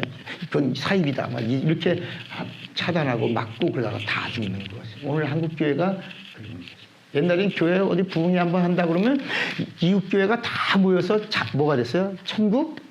잔치가 돼서 막 그냥 그러고서 예배 시간에 막 목사님이 저 이웃교회 누가 왔습니다. 누구 왔습니다. 뭐 이러고 막 서로 소개도 하고 그리고 정말 천국 잔치가 막 이루어졌는데 지금은 가지 말라고 단돌이 한다. 자 그러면 바리새인과 사두개인은 다 율법주의자들인데 바리새인은 뭐가 있다? 부활이 있다. 사두개인은 뭐가 없다. 부활이 없다. 그래서 사두개인이 예수님에게 와서 예수님을 조롱하고 예수님을 판단하려고 예수님 한 여자가 율법대로 이게 한 집에 이 여자가 시집을 갔어. 근데 이 집에 큰 아들이 첫째, 둘째, 셋째, 넷째, 다섯째, 여섯째, 일곱째 첫째 장가 시집을 갔는데 뭐가 없어? 아들이 후사가 없어. 아들이 없어. 그러면 여기도 도련님이 다 도련님이잖아. 그래서 그 대를 이으려고 둘째에게 갔습니다. 근데 여기도 아들이 없어. 셋째에게 이게 이제 다말의 이야기예요. 유다의 며느리 자부의 이야기도 거기는 세 아들만 있었고 여기는 일곱째가 있어서 갔는데 아기를 못 낳습니다. 그리고 다 죽었습니다. 자 그러면 부활이 있다고 하하하 부활이 있다고 그래요. 아이고 그러면 이 여자가 부활 때 누구 아니에요? 나중에 하늘 날아가서도 싸우나요? 뭐 이렇게 막 시비를 걸었대. 부활 때는 시집이나 결혼이나 이런 이야기가 없는 영이다. 천사와 같이 영이다. 예수님이 이제 설명해 주신 거예요. 부활이 없다. 사두개. 부활이 있다. 그럼 여러분 구약 성경에 부활 신앙은 어디서부터 시작돼요? 어디서부터 나와? 부활 신앙이 어디서부터 나와서 이 마르다가 예수님을 만나서 예수님이 요한복음 11장에 네 오라비 나사로가 살리라 라고 말하니까 마르다가 구약에 어디 나오는 신앙부터 쭉 이어온 사람이야. 예수님 우리 오라비 죽었어요. 근데 부활 때 다시 살 걸 믿어요. 그러니까 예수께서 요한복음 11장 40절 아니라 나는 부활이요 생명이니 나를 믿는 자는 죽어도 살겠고 살아서 나를 믿는 자는 영원히 죽지 않고 이것을 믿는. 그리고 와서 나사로야 나오라. 나사로가 부활하신 주님을 만나니 부활의 주를 만나니 죽어도 산다. 아멘입니까? 그럼 부활 신앙이 구약 성경은 이 구약에서도 나와줘야지 마르다가 이 고백을 예수님께 하지. 어디서 나왔냐고 어디서 어느 책에서부터 시작되냐고. 여러분 이 성령에 대한 얘기는 어디서부터 나와요? 요엘서부터 나오잖아. 성령 모든 남정과 여정의 육체 속에 성령이 올 거라는 얘기는 선지자 누구 때? 요엘 때부터 나왔고 사도행전 1장 11절 예수님이 올라가시면서 요엘 때 예언이 이루어질 거다. 예루살렘에서 여러분 예루살렘이란 말이 뭐예요? 이레 샬롬이란 말에 복합어다. 이레 샬롬이 뭐야? 준비된 평강이 임하는 곳. 예수야. 예루살렘이란 말은 뭐야? 예수가 오신 곳. 예루살렘. 샬롬, 샬롬, 이레, 샬롬. 누구요? 누구를 말하는 거예요? 다 예수를 가리키고 있는 것이다. 여기서 예수가 오시고, 여기서 성령이 오시고, 여기서 교회가 시작되고, 여기서 내주가 이루어지고, 여기서 구원이 이루어지고, 여기서 구원의 보증이 이루어지고, 여기서 하나님의 나라가 시작된다 라고 하신 거예요. 이 예루살렘이 무슨 산에 있다고요? 감람산? 모리아산. 네, 모리아산 옆에 감람산이 있어요. 예루살렘에 감람산도 있어요. 갈보리도 있고요. 여기 예루살렘에 갈보리도 있고 모리아산도 있고 감람산도 있어요. 여기 있다. 여기가 이레 샬롬이라 해요. 그럼 다시 맨날 이렇게 하다가 이제 또 넘어가면 뭐예요? 부활이 어디서부터 나와요? 어? 아니요. 욥기를 버리지 말아야 되는 이유가 부활 그 42장까지 욥과 친구들과 대화 나누면서 하루아침에 모든 일들이 다 욥이 그 하루아침에 당한 거야. 하루에 당한 저주예요. 따라합시다. 육체가 있는 동안에 하루아침에 모든 것이 망할 수도 있다. 누가 역사하면? 마귀가 역사하면. 그러니까 마귀가 사람들이 하나님의 아들이 왜 죽어? 아니야. 여러분 욥이 하나님의 사랑을 받았어도 하루아침에 자녀 몇 명이 죽어. 자녀가 몇 명이요? 10명이었는데 하루아침에 태풍 부니까 집이 무너져서 압사해갖고 다 죽었다. 한 방에 죽인다. 한 방에 종들을 죽여. 한 방에 재산을 다 단 한 번에 끝나기도 하는 거야. 흥망성쇠가 누구에게 있어? 마귀의 세상 권세 안에 있는 거야. 그런데 우리는 어떤 거냐? 여러분 이번에 전쟁이 일어날 수 있었어요. 지금 아직도 트럼프는 이미 그 전쟁 플랜을 가동하고 있어요. 또 쇼하는 거다. 하도 당해서 여러분 담담타타가 뭔지 아세요? 담담타타? 혹시 아세요? 담담타타? 담담타타? 누구 전술이에요? 모태똥이 전술이야. 모태똥. 앞에서는 뭐 하면서? 회담하면서 뒤에서는 공작하는 거야. 이게 담담타타야. 근데 지금 누가 이걸 쓰고 있는 거야? 모태똥 전술을 누가 쓰고 있는 거야? 김정은이가 쓰는 거야. 알아버린 거야 이게. 여러분 4월 말 5월 초에 코피 작전으로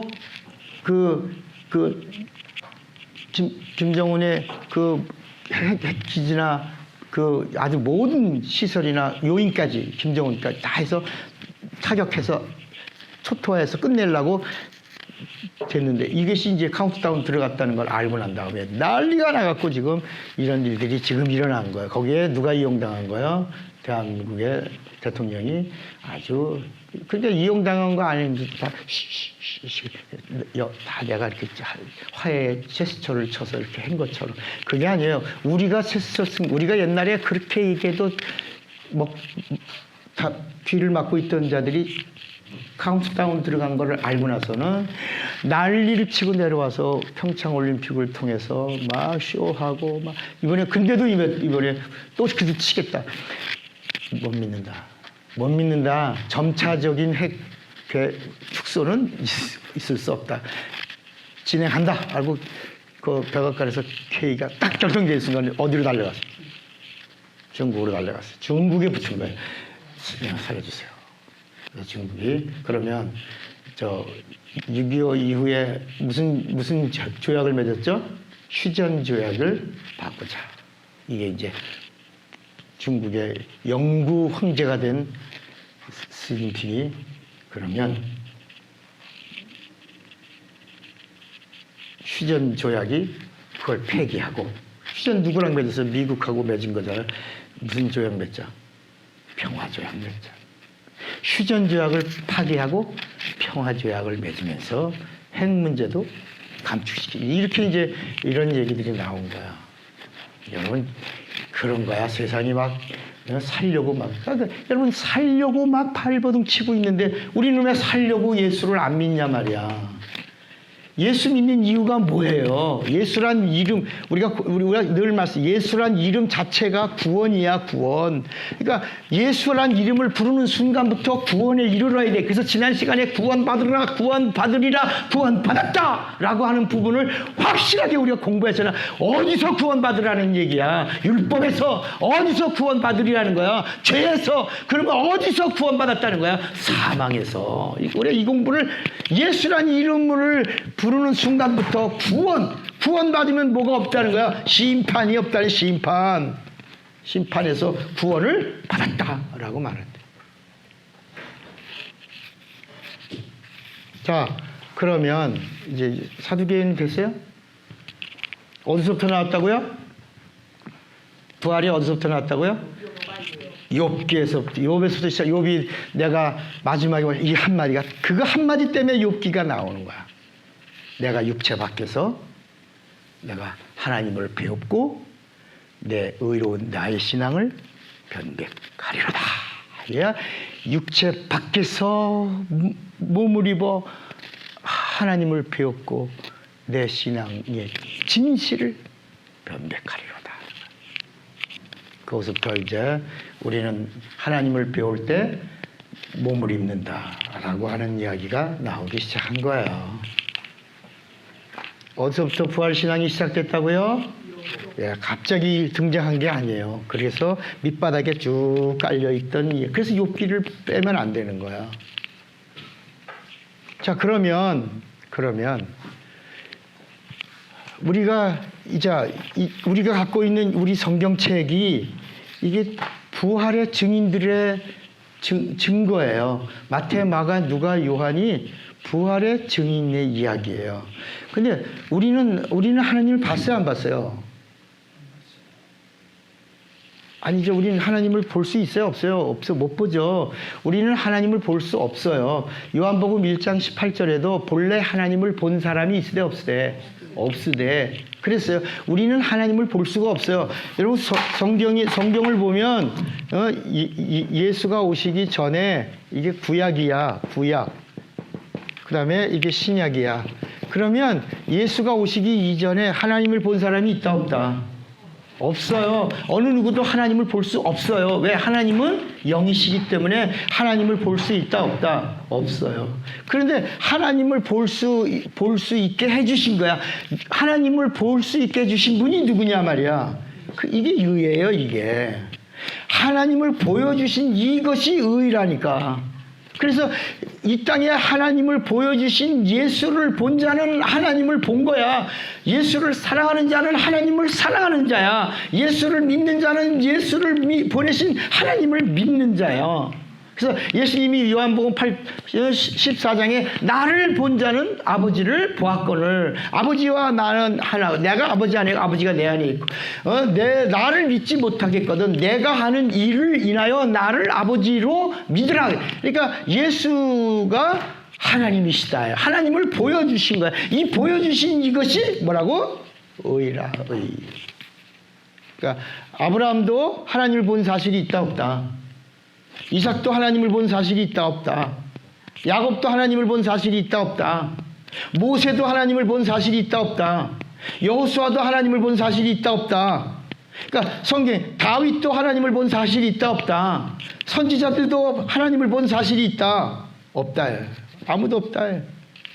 아무도 하나님을 본 사실. 이게 요한복음 1장 18절의 말씀이에요. 본래 하나님을 본 사람이 있으되 없으되? 없어. 그런데 하나님을 보여주셨다. 그래서 하나님을 보여주셨는데 아버지 품속에 계신 독생하신 하나님이 나타나셨느니라. 율법은 모세로부터 말미암고 은혜와 진리는 예수 그리스도로 말미암아. 은혜와 진리. 예수가 누구냐? 은혜와 진리라. 은혜와 진리. 은혜와 진리다.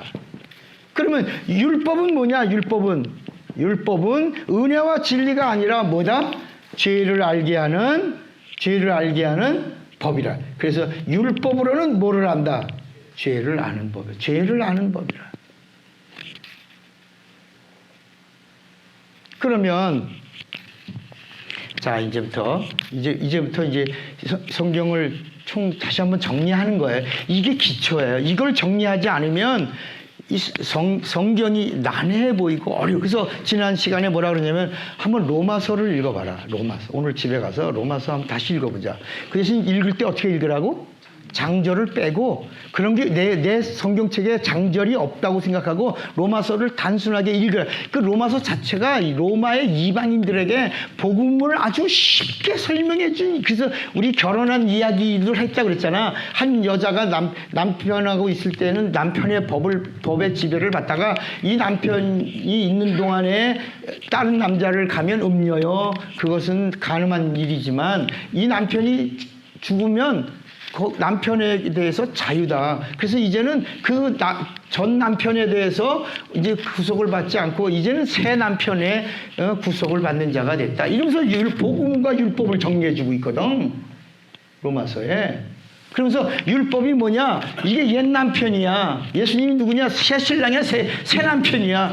옛날에 너희가 구원받는 게 뭐냐? 이제는 옛날엔 율법의 종이었는데 이제는 너 은혜의 종이라. 진리의 종이라. 너 옛날에는 옛날 남편이 너를 율법으로 죄로 사망으로 심판하고. 그래서 율법이 뭐냐? 죄와 사망,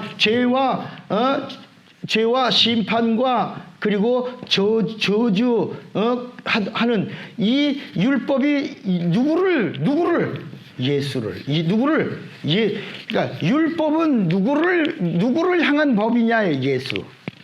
다시 율법이 누구를 향한 법이다? 예수. 이거 사람에게 한 게 아니라 말이야. 율법은 예수를 심판하고 예수를 저주하고 예수를 형벌해 주는 법이야. 그래서 예수님이 예수에게 가니까 예수가 다 이루시는 거예요. 근데 오늘날 우리가 예수 믿고 은혜의 종이 된 자들이 신랑을 바꿨어. 이제는 우리 신랑이 예수야. 예수의 법이 우리를 지배하고 예수님이 우리와 함께하고 예수님의 하는 걸 따라야 되는 거야. 예수를 믿고 예수를 의지하고 예수를 바라보고 예수를 마시고 예수의 살을 먹고 예수 옷을 입고 예수를 굳게 붙잡고 예수 안에 거하고 내 신랑, 나의 영원한 새 신랑이라요. 아멘입니까? 그런데 오늘날 예수 믿는 은혜와 진리 안에 있는 자들이 율법을 가지고 설교하면 이미 예수님은 율법으로 다 정죄받고 심판받고 형벌받아 끝냈어. 다 이루셨는데 우리 인간이, 잘 들으세요, 우리 인간이 설교자가 율법을 가지고 설교하면 여기로 가 사람에게 가. 여러분, 복음을 전한다는 목사가 율법을 가지고 설교하면 예수에게 가냐고 사람에게 가냐고? 사람에게 가니까 사람을 뭐해? 심판하고 저주하고. 그러니까 사람들이 율법에 있는 설교를 들으면 이게 예수에게 가야 될 건데 사람에게 가니까 사람이 심판받고 저주받고 그러니까 두렵지. 그러니까 다시 율법으로 매이게 하면, 갈라디아서 5장 4절에 너가 다시 율법으로 매이게 하면 그리스도에게서 끊어지고 은혜에게서 떨어진 자가 된다는 거야. 그러면 너 구원 못 받는다는 거야. 너 망한다는 거야. 그러니까 이미 율법은 예수를 심판하고 예수를 판단하고 예수를 저주하고 예수를 죽이는 데까지 성공시켰어. 이제 율법은 끝났어. 그림자는 끝났어. 그래서 지난 시간에 우리가 성전에 대한 성전도 예수님이 헐어라. 내가 성전, 참 성전이다. 그리고 예수를 믿는 자들 안에 성령이 오시면 성전이 이제는 너희가 하나님 거하는 전이요 너희가 성전이요. 그리고 성령이 성전된 자 안에서 예수를 가르치고 예수를 인도해 주신다고 말씀해 주신 거야. 이제는 너희가 성전이 되라는 거거든. 그러니까 그 이전에는 어느 누구도 예수를 증거하게 해주지 않았어. 귀신이 예수를 증거하는 걸 잠잠하라. 그 사람에게서 나오라. 예수님의 제자들이 예수가 그리스도의 살아계신 하나님의 아들이라 잠잠하라. 엄히 경계하여 아무에게도 내가 그리스도인 걸 증거하지 마라. 병든 자가 고침받은 다음에 예수를 그리스도라고 삼가 말하지 마라. 그러나 너희 친족에게는 고하라.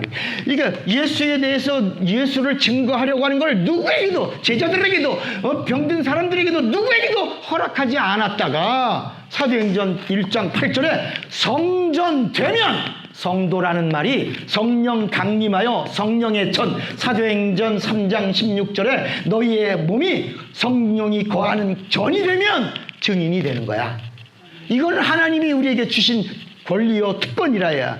성령 받지 않으면 예수를 증거할 증인이 될 수가 없는 거야. 그러니까 마태, 마가, 누가, 요한이 뭐냐, 누구냐? 예수의 부활을 만난 사람들의 증거야. 그래서 예를 들어 우리가 누구 만났냐? 우리가 부활하신 예수를 우린 만난 사람들이라. 자, 그 만난 사람들의 이야기를 우리가 믿고, 우리가 예수의 부활을 만난 사람들의 이야기를 우리가 듣고 우리도 믿고, 우리가 믿는 믿음으로 우리도 뭐가 됐어? 의롭다 함으로 얻어 우리도 구원받아서 성령의 보증까지 받은 자가 됐어. 그러니까 우리는 이제 우리 안에 누가 계신 거야? 예수가 어떻게 계신 거예요? 성령으로 계신 거야. 그래서 우리 안에 누가 계신 거예요? 성령이. 우리 고아야 자녀야? 우리 고아가 아니라 자녀야. 우리 안에 누가 계시고? 성령으로 예수가 계시고, 그리고 성령은 우리 안에 있는 예수를 증거해 주시는 거야. 그래서 병든 사람에게 손을 얹은 즉 낫는 거야. 예수를 증거해 주시는 거야. 예수를. 여러분, 유전자 검사라는 말 들어봤어요? 요새는 난초, 목사님 갖고 있는 난초도요, 유전자 검사 받으면 돈이 들어서 그렇지, 그거 다 유전자 검사 해주면 딱 나옵니다. 예를 들어 명명품 뭐다 그러면 그거에 대한 유전자가 딱 나와. 종자가 같은 거니까 이종자 유전자와 이 사람이 가지고 온, 잘 모르겠습니다, 가전자하고 이게 명명품 뭔지 잘 모르겠고, 이거 뭐냐고 딱 나온단 말이에요. 여러분, 예수를 믿고 성령의 보증을 받으면 유전자가 누구야? 우리 안에 있는 유전자가 뭐야? 예수야. 우린 예수 피를 마셨고 예수 살을 먹었고, 뭐로? 성령으로. 우리가 예수를 믿는 믿음으로 우리가 뭘 얻었어? 의롭다함을 얻었고 성령의 보증을 받았기 때문에 이제는 우리 안에서 무슨 증거가 나오는 거야? 그래서 증인된다는 말은 유전자가 동일하니까, 동일한 사건. 그래서 나를 믿는 자들은 내가 한 일을 저도 할 것이요 이보다 더 큰 일도 하리니 라고. 왜? 너희 안에 유전자가 누가 있다야? 그걸 누가 증거하신다? 유전자 검사를 누가 하신다? 성령이 검사하면 네 안에 누가 있다? 예수가 있다. 그러므로 너 안에 예수의 사건이 난다. 염려하지 말고 두려워하지 말고 담대하고 자유하고 네 안에 있는 유전자인 예수를 마음껏 전하면 성령이 기뻐하시면서 은사와 영감과 권능과 능력을 얼마든지 아들을 아끼지 아니하시니까 무슨 은사를 너에게도 아끼시겠니?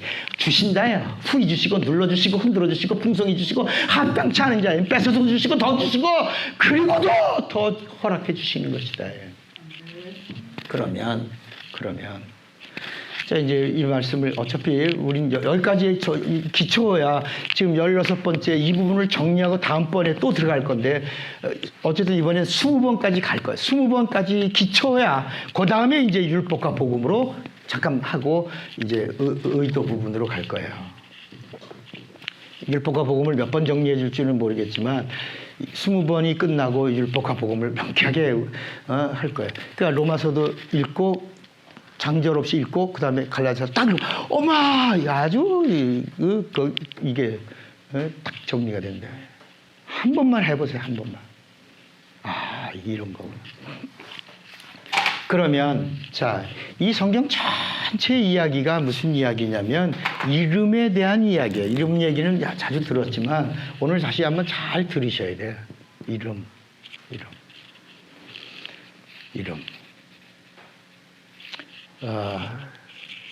제가 이제 한국 기독교 부흥사 협의회 상임 총무를 30년 전에 했어요. 30년 전에 제가 대한민국 사단법인 부흥사 협의회 상임 총무. 지금은 신문에 보면 상임 총무가 많아. 막 부회장도 많아. 회장도 많아. 막 감투를 주느라고 회장이 한 명만 회장이어야 되는데 회장이 50명이야. 와, 상임 총무도요, 그렇게. 그때는 저 혼자 상임 총무 하나야. 그때는 40년 전에는 회장, 상임 총무 저 하나. 그 다음에 이제 이제 각각 부서의 총무들 이렇게 했는데, 지금은 아주 그냥 사진 내고 그 다 이제 찬조금 거들라고 그러는데. 근데 그때 우리나라에 이제 지금 작고하신 훌륭하신 유명한 목사님들, 그런 분들 식사 시간에 이렇게 기도할 때 보면 꼭 아브라함의 하나님, 이삭의 하나님, 야곱의 하나님, 전능하신 하나님, 아버지, 이렇게.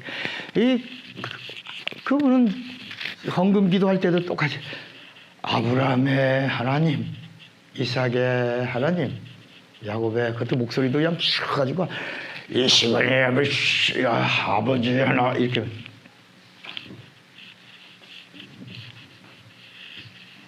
근데 성경을 보면 아브라함과 이삭과 야곱은 하나님을 알고 싶었어요. 하나님을 알고 싶었어요.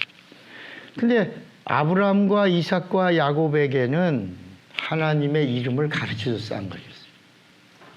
안 가르쳐줬어요. 안 가르쳐줬어요. 아브라함이 하나님의 이름을 알고 싶었어요. 그런데 하나님의 이름을 알려주지 않았어요. 그 이전에는 뭐 더 말할 것도 없고. 그런데 아브라함만 유일하게 갈대아 우르에서 다른 집들, 옛날에 시골에, 우리나라를 예를 들면 시골에도 장독대에도 뭐가 있다고 그랬어요? 신이 있고, 부엌에도, 부뚜막에도. 그래서 옛날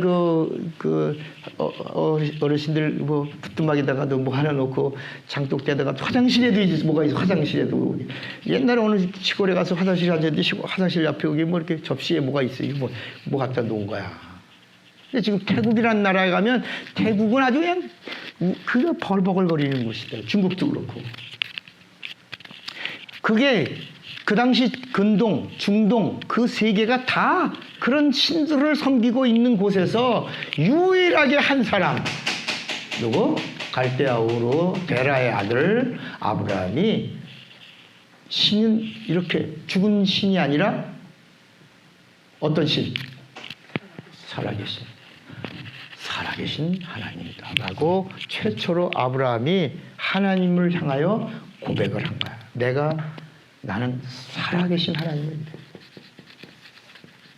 살아계신. 그리고 하나 더. 살아계신 어떤 분? 전능하신. 살아계신 하나님은 어떤 하나님? 전능하신 하나님이라고 누가? 아브라함이 최초로 믿었다. 아브라함. 그런데 그 아브라함이 하나님에게 발견되고 하나님이 아브라함에게 아브라함아, 그 하나님이 나타나신 거야. 아브라함에게 내가 네게 지시하는 곳으로 가라. 네 아비, 네 본토, 친척을 떠나 내가 지시하는 곳으로 가라 하는 계시의 말씀이 임한 거예요.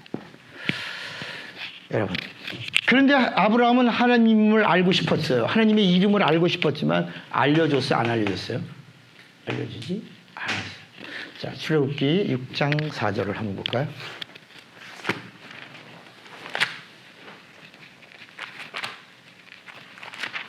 출애굽기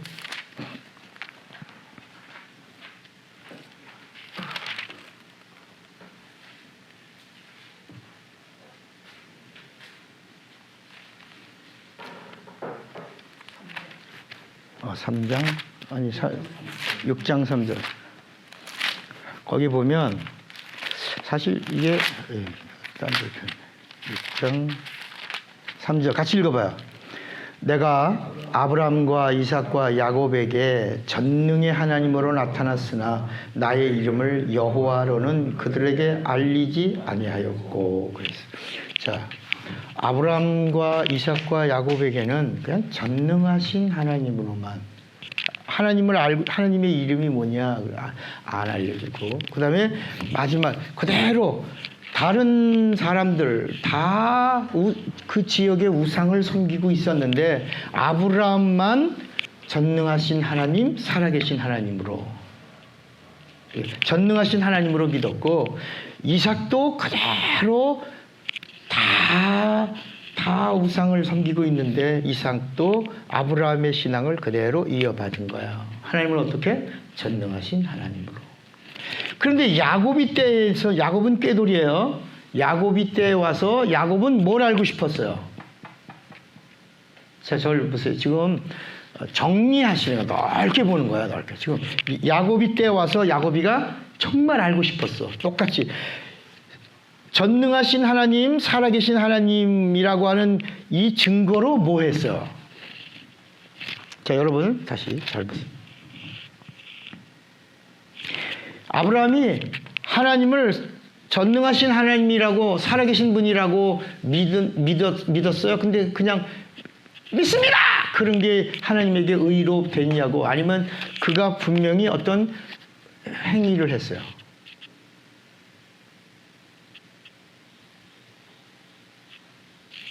여러분, 남자와 여자가 사랑하고 고백하고 합당하면 뭐래? 다 큰 성인이 결혼을 하잖아. 그 결혼이 사랑의 꼬리이고 증거죠. 자, 이해가 돼. 아브라함이 하나님을 전능하신 하나님으로, 하나님이 나타나셨고 전능하신 하나님을 믿었어, 섬겼어요. 그리고 전능하신 하나님을 바로 믿고 섬긴다고 하는 사실을 증거한 표가 뭐냐고.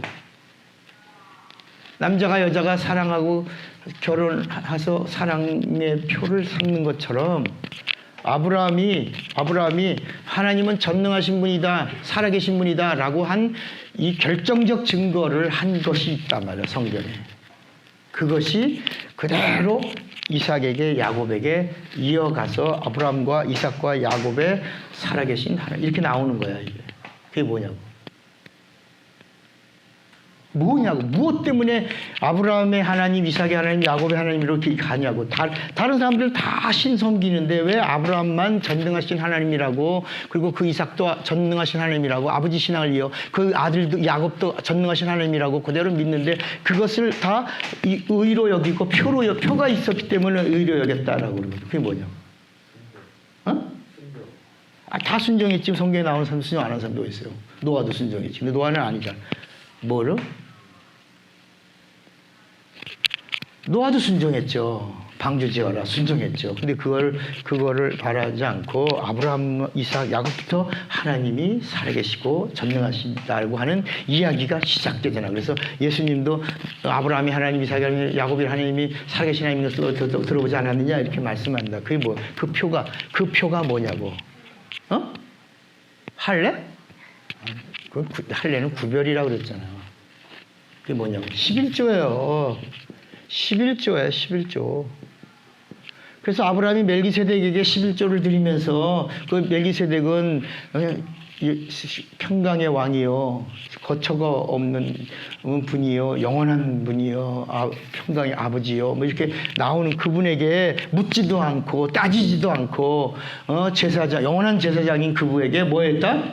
11조를 드림으로 그가 전능하신 하나님이라고 하는 사실을 자기가 믿는 믿음에 대한 증거로 분명히 뭐 했다? 11조를 나가서 싸우고 이기고 전리품에 11조 또 이게 그 이삭도 그대로 하고, 야곱도 마지막에 그 에서 형의 눈을 피해 삼촌 라반의 집으로 가면서 그 베델에서 내가 다시 돌아올 수 있다면 아버지 할아버지가 했던 것처럼 그대로 전능하신 하나님을 믿는 그대로 그 하나님이 나의 하나님이 될 것이요 내가 섬길 것이며 내가 돌아올 때 11조를 파고, 11조가 하나님을 섬기는 표라예요.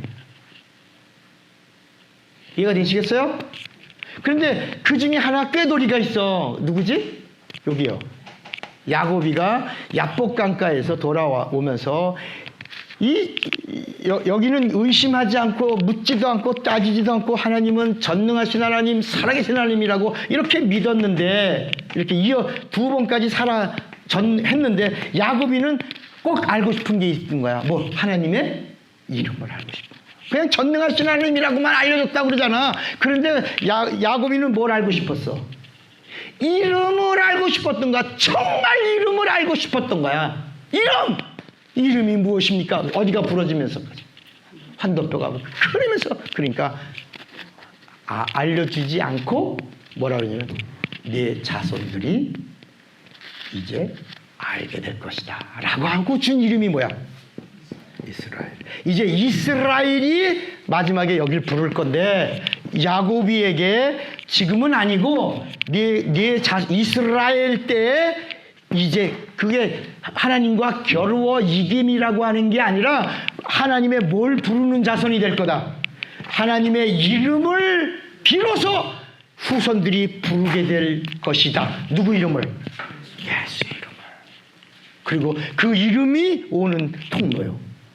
이거를 야곱이에게 가르쳐 줬다가, 그리고 나서 이스라엘이 430년 동안 애굽에 있다가 다시 나올 때 모세가 이제 또 궁금한 거야. 뭐를 하나님의 뭐가 이름이. 그래서 그러면 나를 보내신 이 이를 사람들이 누구냐? 또 바로가 네 하나님 누구냐라고 물으면 내가 하나님의 이름을 뭐라고. 이게 출애굽기 3장 15절에 다시 보세요. 3장 15절에 출애굽기 3장 15절에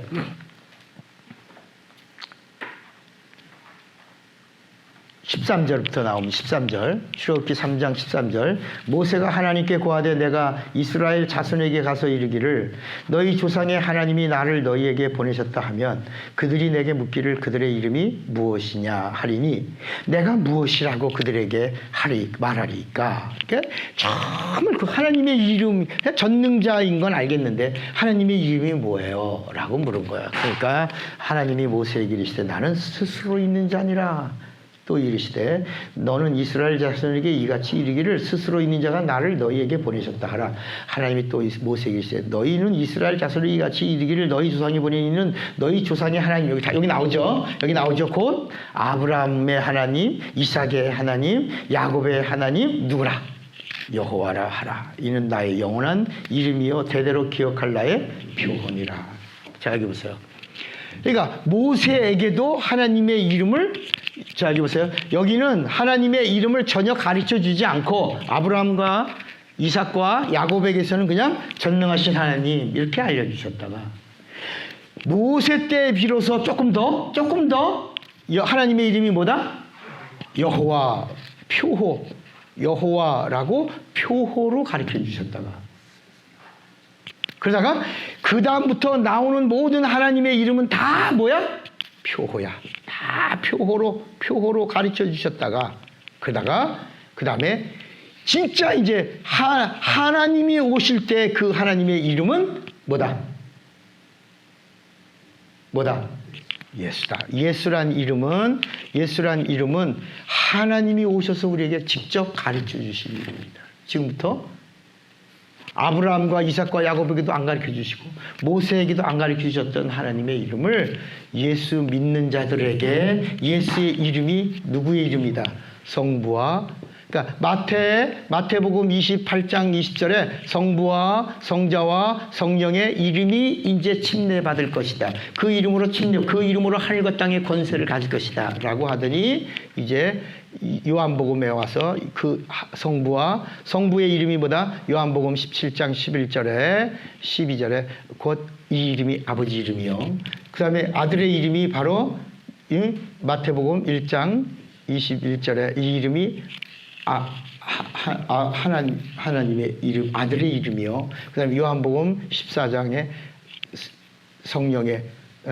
성령의 이름이 예수다라고 가르쳐 주시면서 이제 사도행전서부터는 성부와 성자와 성령의 이름이 누구?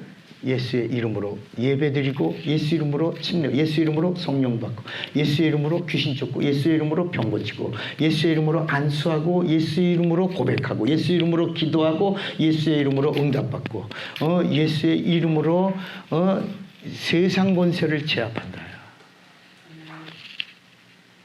그런데 이 예수란 이름 앞에는 반드시 여기 뭐가 있다고 그랬죠? 이 앞에는 임마누엘. 여러분 이제 이 임마누엘이란 말이 뭐죠? 하나님이 우리와 함께 계시다라고. 그러니까 임마누엘이 사람이 쓰는 언어가 아니고 임마누엘, 하나님이 우리와 함께 하셔. 이런 게 아니라 여기서 나오는 우리는 누구 우리? 하나님의 우리예요. 하나님의 우리. 마치 창세기 1장에 우리가 우리의 형상을 따라 우리의 모양대로 우리가 사람을 만들고 할 때 우리야. 그러니까 다시 말하면 이제까지 감추어졌던 하나님의 모든 이름들, 전능하신 하나님, 목자이신 하나님, 무소부재하신 하나님, 주인이신 하나님, 목자이신 하나님, 산성이신 하나님, 구원의 뿌리신 하나님, 남편이신 하나님, 창조주이신 하나님, 치료이신 하나님, 깃발이신 하나님, 준비하시는 하나님, 샬롬이신 하나님, 이렇게 하나님에 대한 모든 그 이름들을 다 갖추고 있는 임마누엘, 함께 하시는 그 모든 이름은 누구다? 그래서 빌립보서 2장에 모든 이름 위에 뛰어난 이름, 하늘에 있는 이름들 위에 그 이름보다 더 뛰어난 이름이 누구다? 그 이름 앞에 다 무릎 꿇게 하려 하시는 이름이라. 그러니까 따라합시다. 아브라함과 이삭과 야곱에게 하나님의 이름을 알려주시지 않으시고 모세에게도 알려주시지 않던 그 이름, 선지자들에게도 알려주시지 않던 그 이름, 예수님 오셔서 성령으로 믿는 자들에게 성부와 성자와 성령의 이름이 예수라고 가르쳐 주시고, 예수의 이름으로 구원을 주시고, 예수의 이름으로 성령도 받게 하시고, 예수의 이름으로 예배도 드리고, 예수의 이름으로 기도하면 영광을 받으시고, 예수의 이름으로 기도하면 시행하게 하시고, 또 예수의 이름으로 예배하면 찾으시고 함께 하시고, 이제는 그 이름을 부르는 자들 속에 성령으로 오셔서 영원히 떠나지 않고 함께 하신다. 그러니까 여러분, 이제까지 감추어졌던 이름을 우리에게 가르쳐 주시면서 이 이름은 어떤 이름이다? 임마누엘이라. 근데 그 임마누엘이라고 하는 이름이, 이 이름의 뜻은 또 뭐냐 말이야. 임마누엘. 응? 근데 그 앞에 이 앞에 이 이름의 뜻은 하나님이 우리와 함께 하신다는 뜻인데, 여기에 뭐가 있으리니 임마누엘이라 하리라. 처녀가, 반드시 여기 말하자면 처녀가 잉태하여 임마누엘이라 하리라. 처녀가, 이게 뭐냐, 수처녀가. 그러니까 여러분, 이게 창세기 3장 15절에 여인의 후손이라고 하는 이 예언을 이룰 처녀는 임마누엘이요, 그 임마누엘 예수만이 구약에서 아브라함과 이삭과 야곱에게 살아계신 하나님이요, 전능하신 하나님이요, 그리고 모세에게 스스로 계신 분이라고 가르쳐 주신 그 하나님 이름이 예수 맞다, 이렇게 말씀하신 거예요. 그렇지 않으면, 지금 여러분, 지금 구세주 그러면 우리나라에 구세주가 있잖아. 누구예요? 우리나라에 구세주가 있잖아. 과천에 이만희가 구세주예요. 그 사람이 보혜사예요. 근데 성경은 그렇게 반드시 처녀가 아들을 낳으리니 임마누엘이라 하리라. 그 임마누엘이란 그 이름은 구원이요, 예수다. 그만이 구세주요, 그만이 모든 이름 위에 뛰어난 이름이요, 그만이 성부의 이름이요, 성자의 이름이요, 그만이 성령의 이름이요, 그만이 예배에 합당한 이름이요, 그만이 우리 죄를 사하시는 하나님의 이름이요, 그만이 창조주의 이름이요, 그만이 성령을 보내시는 이름이요, 그만이 성령이시다라고 말씀한 거예요.